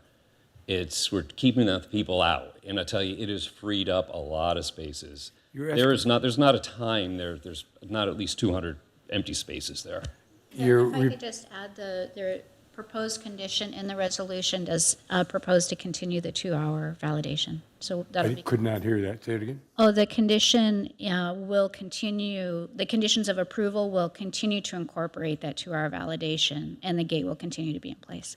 The escalators, have you ever got a handle on the escalators? Oh, you got to come check them out. They're brand new. I know. That's what I was going to say. They are brand new. So yeah, it took probably 18 months. I hate to say union labor, but they'd only send out 2 people at a time, and sometimes they're working hard and sometimes they're not working. But they just got finished a couple months ago, I would say, but all 6 are done, and we're starting an elevator remodel, and hopefully we're going to resurface the parking garage, and we got it relit, so it's probably twice as bright as it was a couple of years ago. So Well, thank you for that. it's, having been a resident for a long time, the building's in rough shape, and it's been an eyesore, and since I started representing the family that owns it, we've been pushing hard for, over a year and a half to try to get this project done. And we just got the permits to do the outside, a month ago? Yeah. So we're looking forward to spending some money and making it a much better experience. So. Thank you. Thank you. Commissioner Isant, any questions for the applicant? I just have one question. Sorry. The expansion into the building is obviously going to affect the circulation on that first floor. What are the other tenants that are just adjacent to this, and do you see any problems? First off, when you look back at the picture, the amount of common area is huge. It's those hallways are really wide. I mean, probably what's going to be left is probably from here to that wall. So that common area, that T area, is still going to be very, very large. But to answer your question, there is a Botox dermatology surgery center called Malibu Faces. There's a tattoo removal place, the gym, the golf simulator, and there's office space on the upper left-hand corner that you see that's currently vacant. Thank you. Any other questions for the applicant? Okay, then I will close the public comment portion of this hearing and bring the matter back to the commission for discussion and deliberation. Why don't we start on this side? Commissioner Hoffman. Again, I apologize for this sounding as cynical as it does, but it's interesting. The general plan, if you look at the staff report, general plan, item 1.7 deals with a nuisance and to adjacent properties, and Commissioner Flaherty brought up what the problem has been historically, which is the fact that your parking may be vacant, the parking at Vaughn's is not. And strangely, everyone that parks on that side of Vaughn's is wearing gym clothes when they leave their car and walk immediately across the street, not to Vaughn's or to any of the establishments in that. So That's not true. There's a yoga place. again, based purely on my own observations from 25 years of watching this building. On the other hand, I also 25 years ago, or nearly that long ago, was part of the commission that granted a number of variances and exceptions to this building. And I'm put in the awkward position of trying to rectify the mistakes we made then, and therefore will support this and hope that this does in fact provide the incentive to get greater occupancy and to manage the parking more efficiently. And I would just note, when you mentioned the current tenants, you want to be careful. If it's a surgical center, a medical office building has a different parking standard than general retail and office. So I hope that this is successful, and I'm going to support the motion.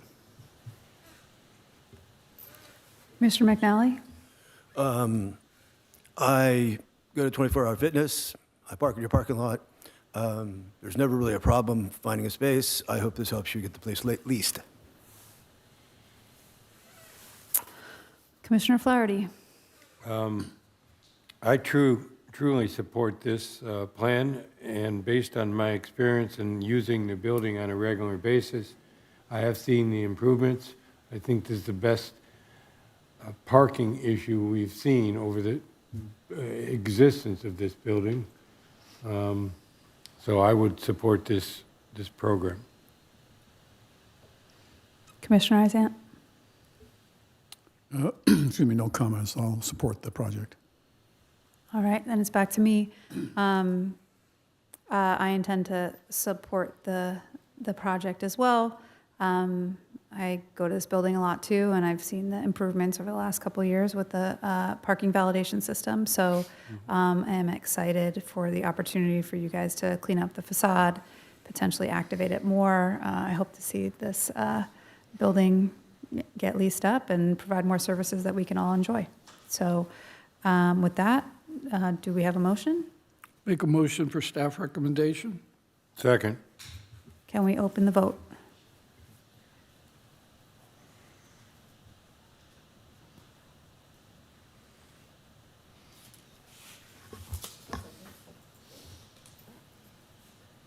Getting the voting system live. Was that a motion by Hoffman? Yes. Okay.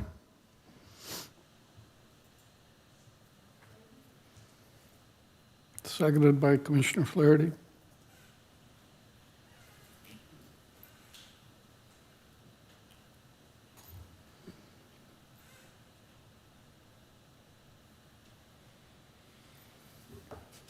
All right, motion passes. Thank you.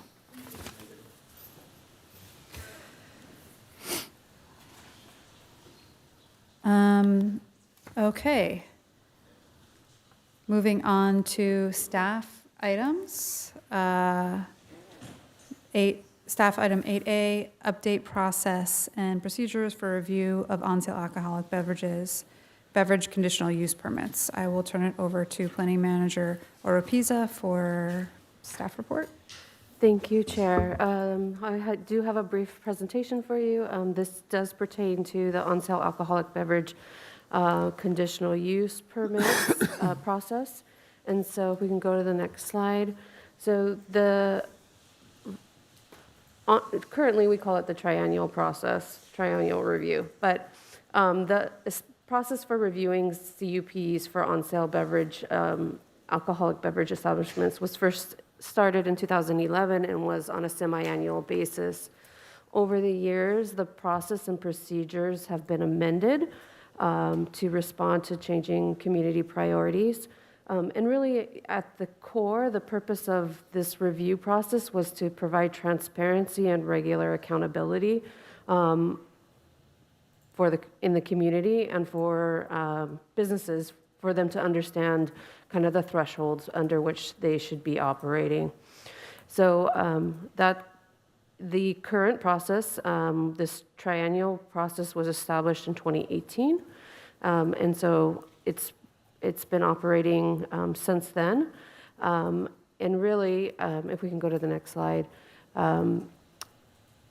CUPs, it's establishing the review process for CUPs. CUPs are created to allow for uses that are desirable in the community but may have impacts, and so you have conditions on them. And it established as part of that process is a chapter 17.70 regarding revocation and expirations of CUPs, which can be used at any time. And we saw with the item 7A this evening, we had the triennial presentation, the second report, and the AKA sushi or sushi ramen and sushia, which was considered by the Planning Commission in January and revoked outside of this kind of predetermined schedule. And so for that reason, staff is asking for the City Council, Planning Commission, I just promoted you, to consider modifications to the process today, because we do believe that it's should be streamlined. And staff is recommending that the Planning Commission consider revising the frequency of the review, eliminating the mandatory two-step process, and the reporting criteria. And specifically, staff would request that we move to an annual review process. Currently, the triennial process has a kind of a complex reporting schematic that is time-intensive for staff. And so the request from both the police department and planning staff is to move to an annual review process that would occur in October, following kind of the height of tourism and when we historically have seen some of the biggest impacts with regards to operations. And with that being said, as previously mentioned, CUPs will be continued to be monitored in accordance with these regulations, but administratively, and would be called up if there was a reason to do so in the interim periods. And then the other request is to eliminate the mandatory two-step process. So currently, the item comes to you first as an informational item, and then it comes back as a public hearing item, even when there are not CUPs that need to be considered for revocation or modification. And so we'd like to clarify the procedures that it only needs to have a public hearing when there is reason to believe you may want to modify it or revoke a CUP. And then finally, the reporting criteria, we have a number of reporting criteria. One of them is from Los Angeles County Fire Department. Much of that data is restricted by privacy laws, and so it doesn't illuminate much of what is actually happening with CUPs. So this is another area where staff believes there would be time savings for both planning staff as well as our contract staff who work for the fire department for us to provide this information. So with that, concludes staff's request to modify the on-sale alcoholic beverage CUP review process. I do have a member of the police department with us today too, if you have any questions. And that concludes my presentation. Thank you. I just have a clarification question on the process. Since this is under staff items, are we supposed to be taking action on this? Yes. Okay. And one other question. It seems like in the staff report, a lot of the authority was on the city council level, so we would take action and then the city council approve any adjustments, or does it? Yes, so the intent would be to have them concur with the changes that you're recommending. Okay, great. With that, I will just turn to my fellow commissioners and see if you guys have any questions of staff. I will start with Commissioner Hoffman. A couple of comments and questions that, with clarification with respect to the fire department's role in this. I know the intent of this was the belief that the fire marshal would be most likely to be providing overcrowding citations or making those. It wasn't related to the paramedic calls and the kinds of things you're talking about. I'm just curious how we would ensure that overcrowding citations, code enforcement presumably does this. Our understanding, and when I say our understanding, I wrote this policy with Commissioner Allen when it was implemented, and I know that the discussion and the intent at the time was to ensure that every source of overcrowding violations that might be observed or reported would be part of the information that we got. So does the fire, I assume that the fire marshal, if there is such a thing, does occasional inspections or not? So my understanding is there used to be a kind of a division that even on police staff were kind of assigned to some areas of the city, and that there would be occasions where that would be conducted. I am not aware, my understanding is that has not happened on a regular basis, nor have there been any reports of overcrowding that I'm aware of, but I believe that is something that could we still have the threshold, and even though you don't have this necessary report, that is one of the criteria. If there is an overcrowding citation, that would be a reason for calling up a CUP on sale. And that is proposed to be maintained. But again, this is staff's request, so if you want to clarify what that, modify it in a different way, we'd be open to, adjusting it, of course. All right, and then the second question relates to, as I read this and look at it, the notices that the chief of police can request or call for a CUP modification or remission at any time. Do we need to add that to the community development director and stipulate that, I assume that that's the only way this would ever come to us, is a report from your department. But I'm concerned that we're, say, a new establishment to come in and immediately have a serious set of problems that would rise to this level, but we need to see them at the next, as soon as it can be on the agenda is what I'm trying to get at.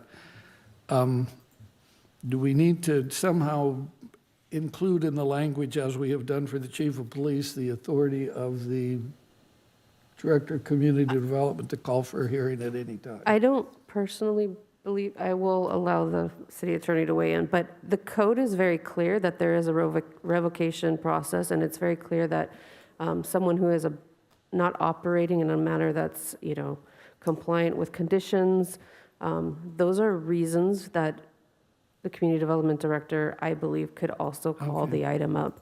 I think having this policy and procedure in place that has those criteria is one of the more important factors. And and also just in terms of our internal operations, we're very collaborative with the police department. So, we in the case of this most recent revocation, they told us, I don't know, January 2nd or something, right. and it was a couple weeks later, it was on your agenda.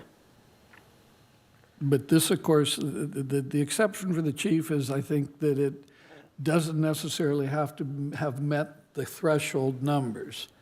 What I'm suggesting is, and maybe this is more something for my fellow commissioners and a question to you, but does it make sense that the community development director would also have that authority were an establishment to commit such a blatant an intentional blatant violation, even though it was the first one, that it should be, I guess that's I the think that's up to you, the commission's discretion. Right. The whole reason we created this, of course, was to avoid the sort of subjective, and then more for the benefit of the establishments than for our benefit, so that they would know, no, if we do this once, we just need to correct it, not we're going to be in front of the planning commission. And the problem, well, okay, I'm going to stop there.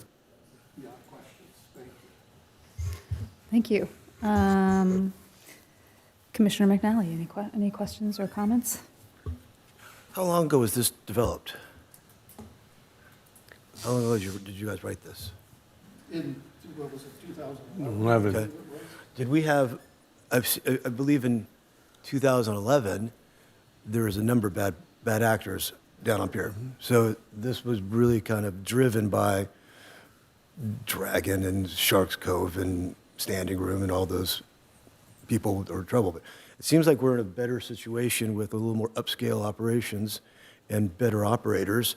Does that make a difference, or are we making sure that we don't get ourselves in if a new operator, hula comes in and they break the law the first week? So I'm trying to think of how much of a modification are we looking to do? What is the modification I'm trying to get my head around that, because this is the first time I've seen this. So there's 3 modifications that staff is asking for. Okay. One is to go to, we currently present these 3 times in a 2-step process, so that's 6 meetings that you guys see the items. So we're asking that to go to annually, but also one step instead of the 2 steps. 1 step. And then the final request was to consider eliminating the data request from the fire department. And if you wanted to nuance that in a different way, or we'd be open to hearing what the desire of the commission was, of course. Any other questions? Yeah, no, I'm sorry. I have no other questions. Okay, great. Commissioner Flaherty? I'd like to follow up on some of Pete's questions. There is a history of why this was created, Greg. We were suffering quite a bit downtown. It was our thought at the Planning Commission that by having written reports, we could see a bigger picture. We could see it progress. We could see not just one quarter, but a year and 2 years and so on and so forth. For example, one of the things that I agree with Pete on is having annotating the community director's name on this list, not just the chief of police, is that there were things where they were changing their whole floor plan. And that's not a police issue. It was a code enforcement issue. It was a building inspector issue. It was a violation of a CUP that maybe the police department didn't know. At one time, the watch commander had in his car a folder that was 6 to 8 inches thick that had a list of every floor plan, every restaurant, every CUP was in that document. Somehow it's got lost, or maybe it still exists someplace, but that was used Friday, Saturday, Sunday. So we wanted to have this report because we felt it would be a tool for us to deal with CUP violations, not police violations, although they could turn into CUP violations. And I do appreciate the time and energy both the police department and this staff has to do with the way we have it set up now. But the other question would be, the red line is, I thought the way you set up the red line was excellent. So I could read what our policy is, or our procedure is. But similar to saying your request that you had on eliminate the fire department, one of the things that Pete illustrated, I agree to. The overcrowding was a big issue at that particular time. I do know that we have different operators. I do know that the reports truly, Pete said it earlier in the evening, what you look at today on the reports, on the first report we did, showed 2 in a 6-month period where there was some activity that needed to be annotated. So yes, but I think overcrowding still is an important bullet point to be discussed or to be recognized by both parties, both code enforcement and police and so on and so forth. Taking the fire department out of the way doesn't take the issue out of the way. So I would respectfully suggest we don't cross out the overcrowding citation, or to stay in there somehow. Okay, I'm sorry. No. If I can just clarify. So we just saw it was a little bit redundant, which is why we took it out. But if you want to keep it, because the above section shows if you have just one overcrowding citation, that is reason to call up. And then the section below where we strike it from, it says combination of any 3. And overcrowding in and of itself would be the trigger. Okay. So Point taken. In addition to the 2-step process, would since now it would be a 1-step process, would that be a public hearing? No, the intent would be, it comes to you, excuse me, it's an option, so it would be, the intent is we report back to you annually.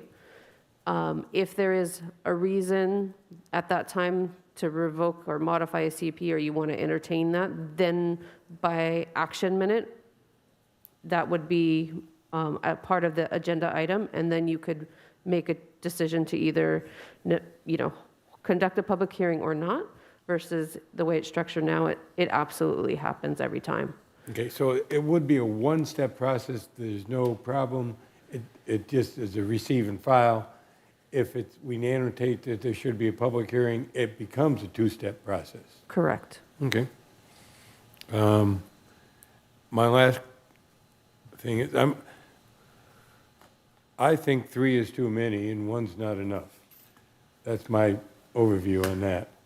But I don't know how, to really effectively reduce the man-hours it takes for police and police and staff, planning staff to put this together, I recognize that's dozens and dozens of hours of doing it.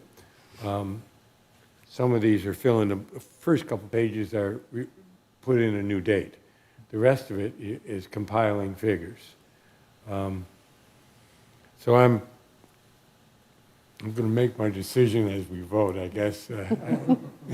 But I feel that 1 year is too long between having a public report and how we're doing. That's what got us to the point of 3 reports, because it was crazy.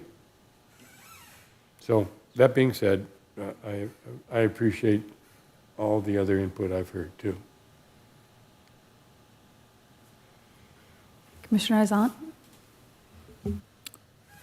So, excuse me, so just a question of Commissioner Flaherty. So you're okay with the proposed red line language, with the exception that you would like to have this every 6 months as opposed to on an annual basis? I guess the question I would ask is whether it's twice a year or once a year, if there are no violations that rise to the occasion of causing a public hearing, do we then really need it every 6 months? Don't we? It's one of two things. It's not one of two things. It's if there is a violation as outlined down here at the bottom, and that trigger happens, we don't wait for the 6 month, we don't wait for the 12 month, it comes to us immediately, whether it comes from the police department or the planning department. I agree with that. That sounds good.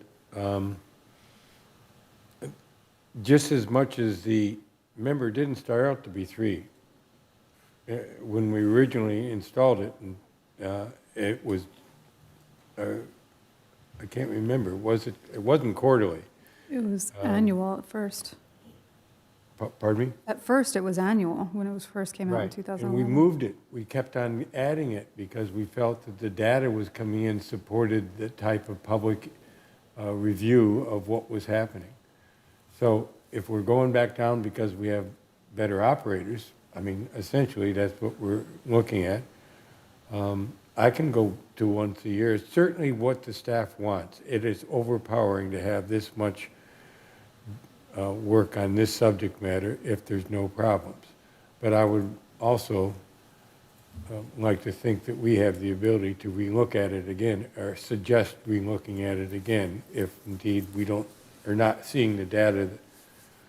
But again, I certainly support the Los Angeles Fire Department. I certainly support a optional 2-step process. Optional meaning 1 is if you make a decision to go to 2, not a mandatory 2. So you don't have to have a second report.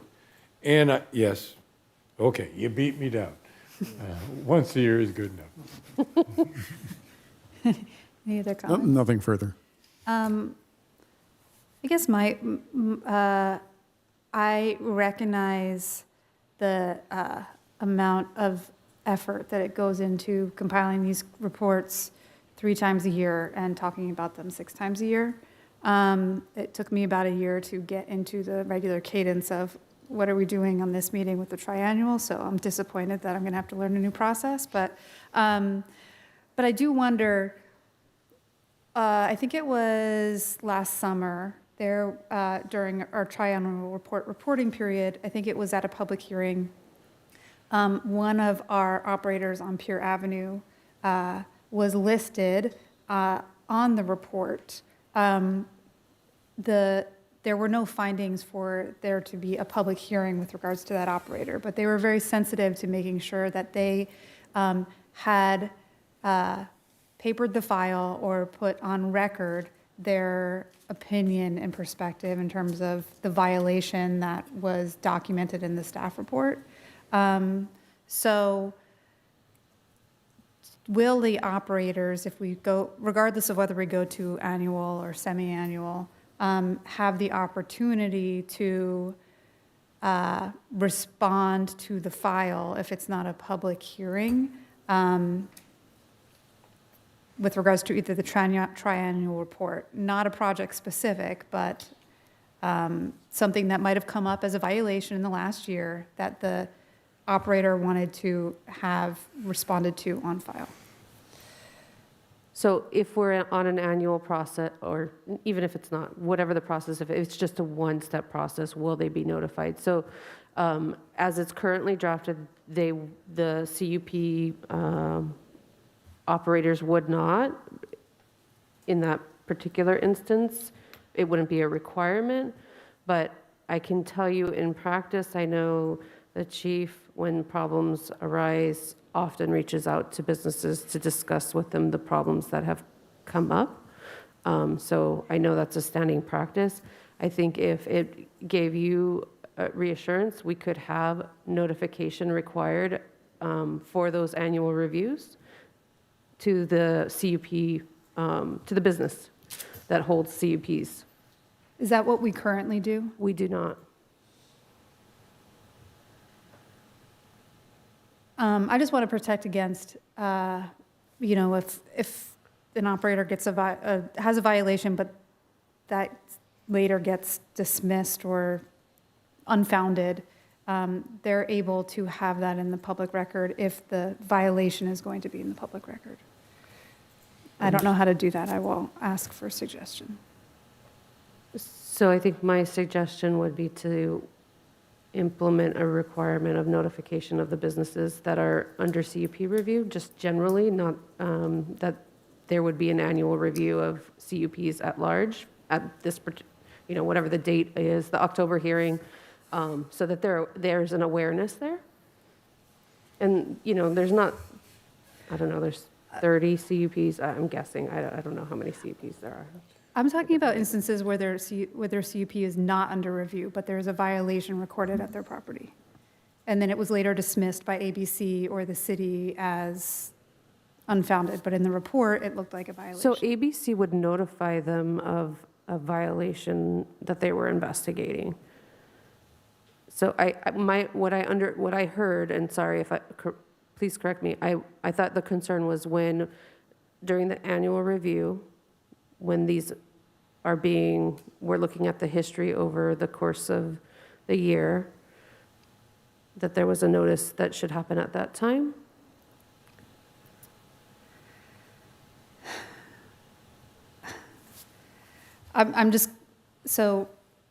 Do my fellow commissioners who were with me, or Commissioner Isant or Hoffman, over the summer, Sharkies came out and said, we disagree with the staff report, and you guys are saying that we have an issue, but this was dismissed, but you have it in your paper and you haven't updated your report. And they asked us to update the report, and then we did in the next meeting. I believe we did that in the next meeting. So on the public record, it showed that there was no actual issue there. They were not under their CUP was not under review. You guys had not risen to the threshold that it needed review, but they wanted to make sure that it wasn't in a document that we could call back to 5 years later and say, oh, well, there was always a problem here, because it wasn't actually a problem, but it looked like it was a problem on paper. That's what I'm just trying to think through, and maybe I'm not articulating it very well. Wouldn't that continue? Let's say there's a citation in Baja Sharkies in April. They received that citation.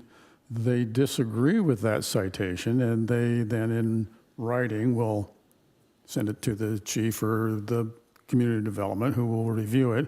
And if community development, if they agree that, yes, it was issued in error, then by the time it gets to us in December, we never see it because it's in fact come and gone. Thank you. You're welcome. So is there a way that we can mitigate that issue through the process that we're suggesting, or that staff is suggesting? Madam Chair, can I have another bite at this apple? Yes, please go. Thank you. So if someone could explain to me why the 12-month review is from October 1st to September 30th, I would appreciate. Secondly, as you go down further to the standards, number of incidents in any 6 months, I'm interpreting that as the police department gathering these, or the code enforcement is gathering these documents or citations and adding them up, and all of a sudden there's 2 citations for a named bar downtown in the same 6-month period, assuming we're keeping that 6 months because it's not redlined. We have a special meeting just for that. Correct. So 2 things. The first question, the 12-month review, October was selected because we wanted to capture, we thought it would be pertinent just after the peak season to make sure we look at them at that time. And so that's the reason it's not a calendar year. We just thought that was a really good mark. And if it doesn't resonate with the Planning Commission, then some other reporting period. If it ends in, if it ends in September 30th, when would we get the report? November? It would be either October or November, depending on. Yeah, you only have a couple of weeks Right. between. So it may be November, but the October or November would be the actual hearing. And then with regards to the 6-month, yes, staff is still internally committed to police, excuse me, the police department planning along with code enforcement. We'll be checking in regularly, reviewing the reports to see if there's any thresholds that have been reached so that we are bringing timely CUPs, revocation or modification hearings to the Planning Commission. Recognizing the police department does monthly reports no matter what, they're going to forward those monthly reports to you for your review. It won't happen to come here as a report until the end of that year of September, October. Okay. Unless there's reason for a revocation hearing, right? Okay. And one more statement. I thought, old time Mike down on Pier Avenue, I thought the sergeants with the book and the thing had a real value. We had before us, less than 6 months ago, a report on a restaurant that was not only serving after 2 o'clock in the morning, but serving 2.5 hours after his CUP was supposed to be over. And that was because no one on the current police department had not working knowledge, or stated so, that CUP ended it at 10. Or, I'm sorry, not at 10. It was 11 on Saturday. Even the owner said he didn't know because he hadn't read that in his documents. So I find it difficult to believe that we still have enforcement operations without a fully document that tells them what the CUPs are. So yes, definitely save some energy and time and craziness on your staff and the police department. But I think there should be a document that we used to have on this dais, a document that says who's doing what, or what time is their closing time, or what they're allowed, so on and so forth. So that would be my request. Somewhere, someone has to give a document to the PD that says what the businesses are currently allowed to do or not allowed to do. So we do now have on the website, and I can share with you, there is kind of a master matrix or table of CUPs. with hyperlinks to resolutions, to many resolutions, and we're continually expanding on it as we, as things change. So I'll be happy to share that with the commission as well. This used to be what was used, We have a version of that. and it was in the police cars. Why, for years, did that business downtown not have a police officer stop them at 10 or 11? Don't understand that, but I agree they should be, yeah. Can't speak. All right. And I certainly would not ever critique my wonderful police department, but there you go. Any other questions or comments for staff, or do we have? I guess I would make a couple of comments, and I hate to say this, but I think part of the problem here is sometimes we confuse reporting and the role of the planning commission vis-a-vis CUPs. We're not an enforcement agency. And I don't for a second believe that any of the businesses downtown changed their business practices because of the frequency with which we held those hearings. Once they had a set of standards in place, I think they appreciated that. More importantly, though, the nature of what's down there and how they operate has changed significantly. The noise you hear right now, by the way, is Marie throwing things against her TV screen where she's listening to this meeting. I think the question that the chair has raised exists now. The difference is that it gets corrected every 4 months.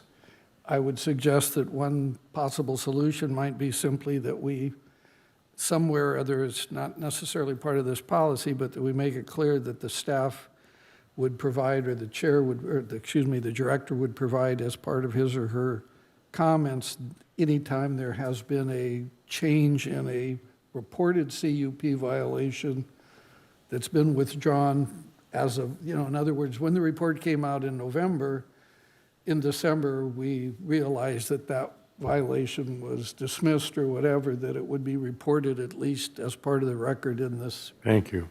commission at, as quickly as possible. As it is, that may even be faster than it is now, where we don't do it every 3 months. And I think that, again, Commissioner Flaherty said I'd be inclined to approve this as reported if we could modify the language, and I think it's my screen's gone blank again, I think it was item 7, wasn't it? Talks about the role of the fire department in this, and simply stipulate where it indicates call for service and other items as it relates to the police department. Can we somehow just have the language there say the fire department as it relates to overcrowding citations or violations of life and safety standards, which I guess would include the floor plan and those kinds of things. And again, I think you're correct, it's part of the existing process, but I would just clarify in the footnote that the community development director, like the chief of police at his or her discretion, could call for a hearing at any time, even when it doesn't rise to the standards indicated here. Thank you. Is that a motion? Yeah, it's like a motion.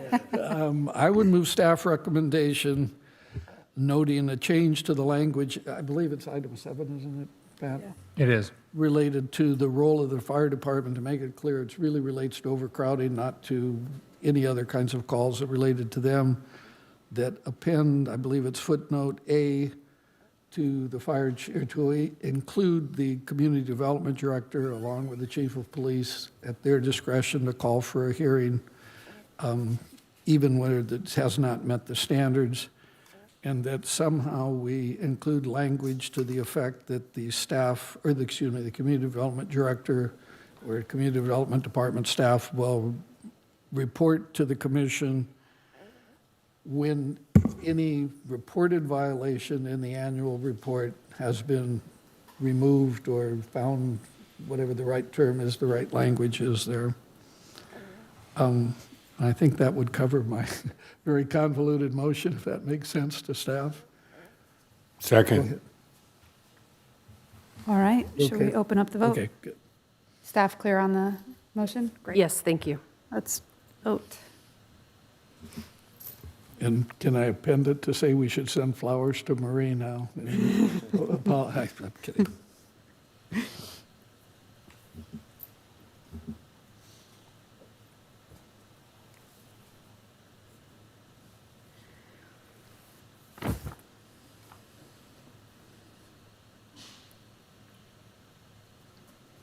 All right, motion passes.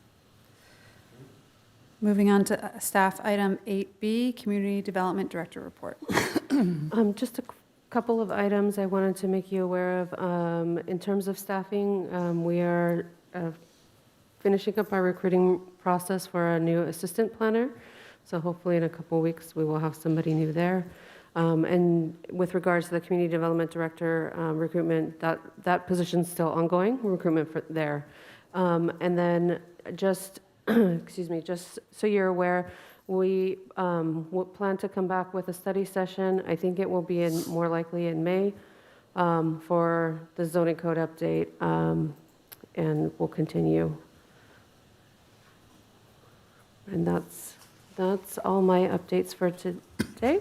That will be a big meeting in May. Okay. Item number 9, Planning Commission comments. Any comments from my fellow planning commissioners? Chair Hirsch, I have one. All right.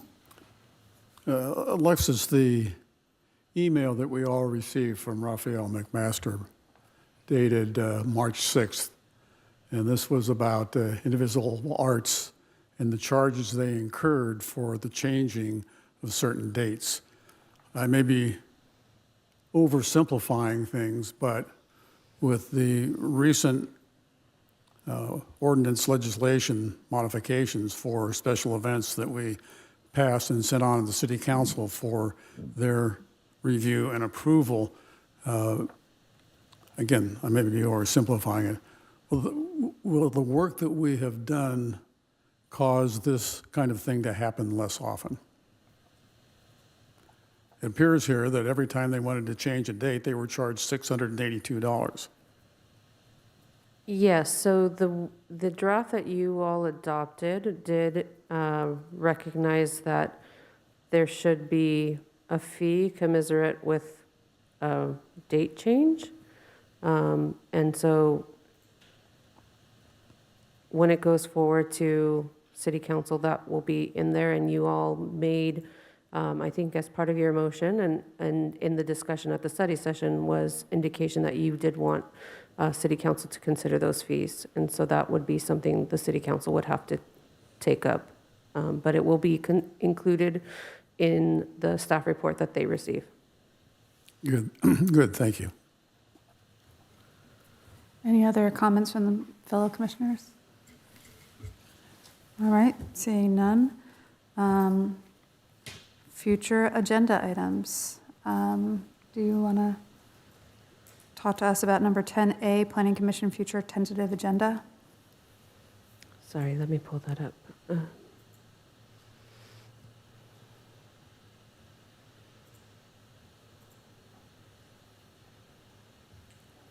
So, yeah, just a couple of items. We will be back with 8:30 The Strand, which is the item that was continued today. That may come back. We will fully notice it either way, because it was continued to a date uncertain, but it's potentially coming back. And that is for an existing 4-unit development that is going to be rebuilding. 819 and 825 Bard 5-unit condominium project. And those are two adjacent lots that would be redeveloped. Alexis, if I may, that's a 4-unit. 4-unit, okay. I was thinking that didn't sound right because they're usually 2 packs. So those are 2 adjacent lots that would be redeveloped with 4 units. And then we have a convex slope determination, which you haven't seen for a while. So that will also be on the agenda next month. And then I don't think we will be back with a zoning code study session for this next April. Great, thank you. Moving on to item number 11, public comment. This time set aside for public to address the commission on any item of interest within the subject matter jurisdiction of the commission that could not be heard under item 4 during the first public participation item because there were too many prior public speakers. I don't think this qualifies. Okay, so we can move on. Can I get a motion to adjourn?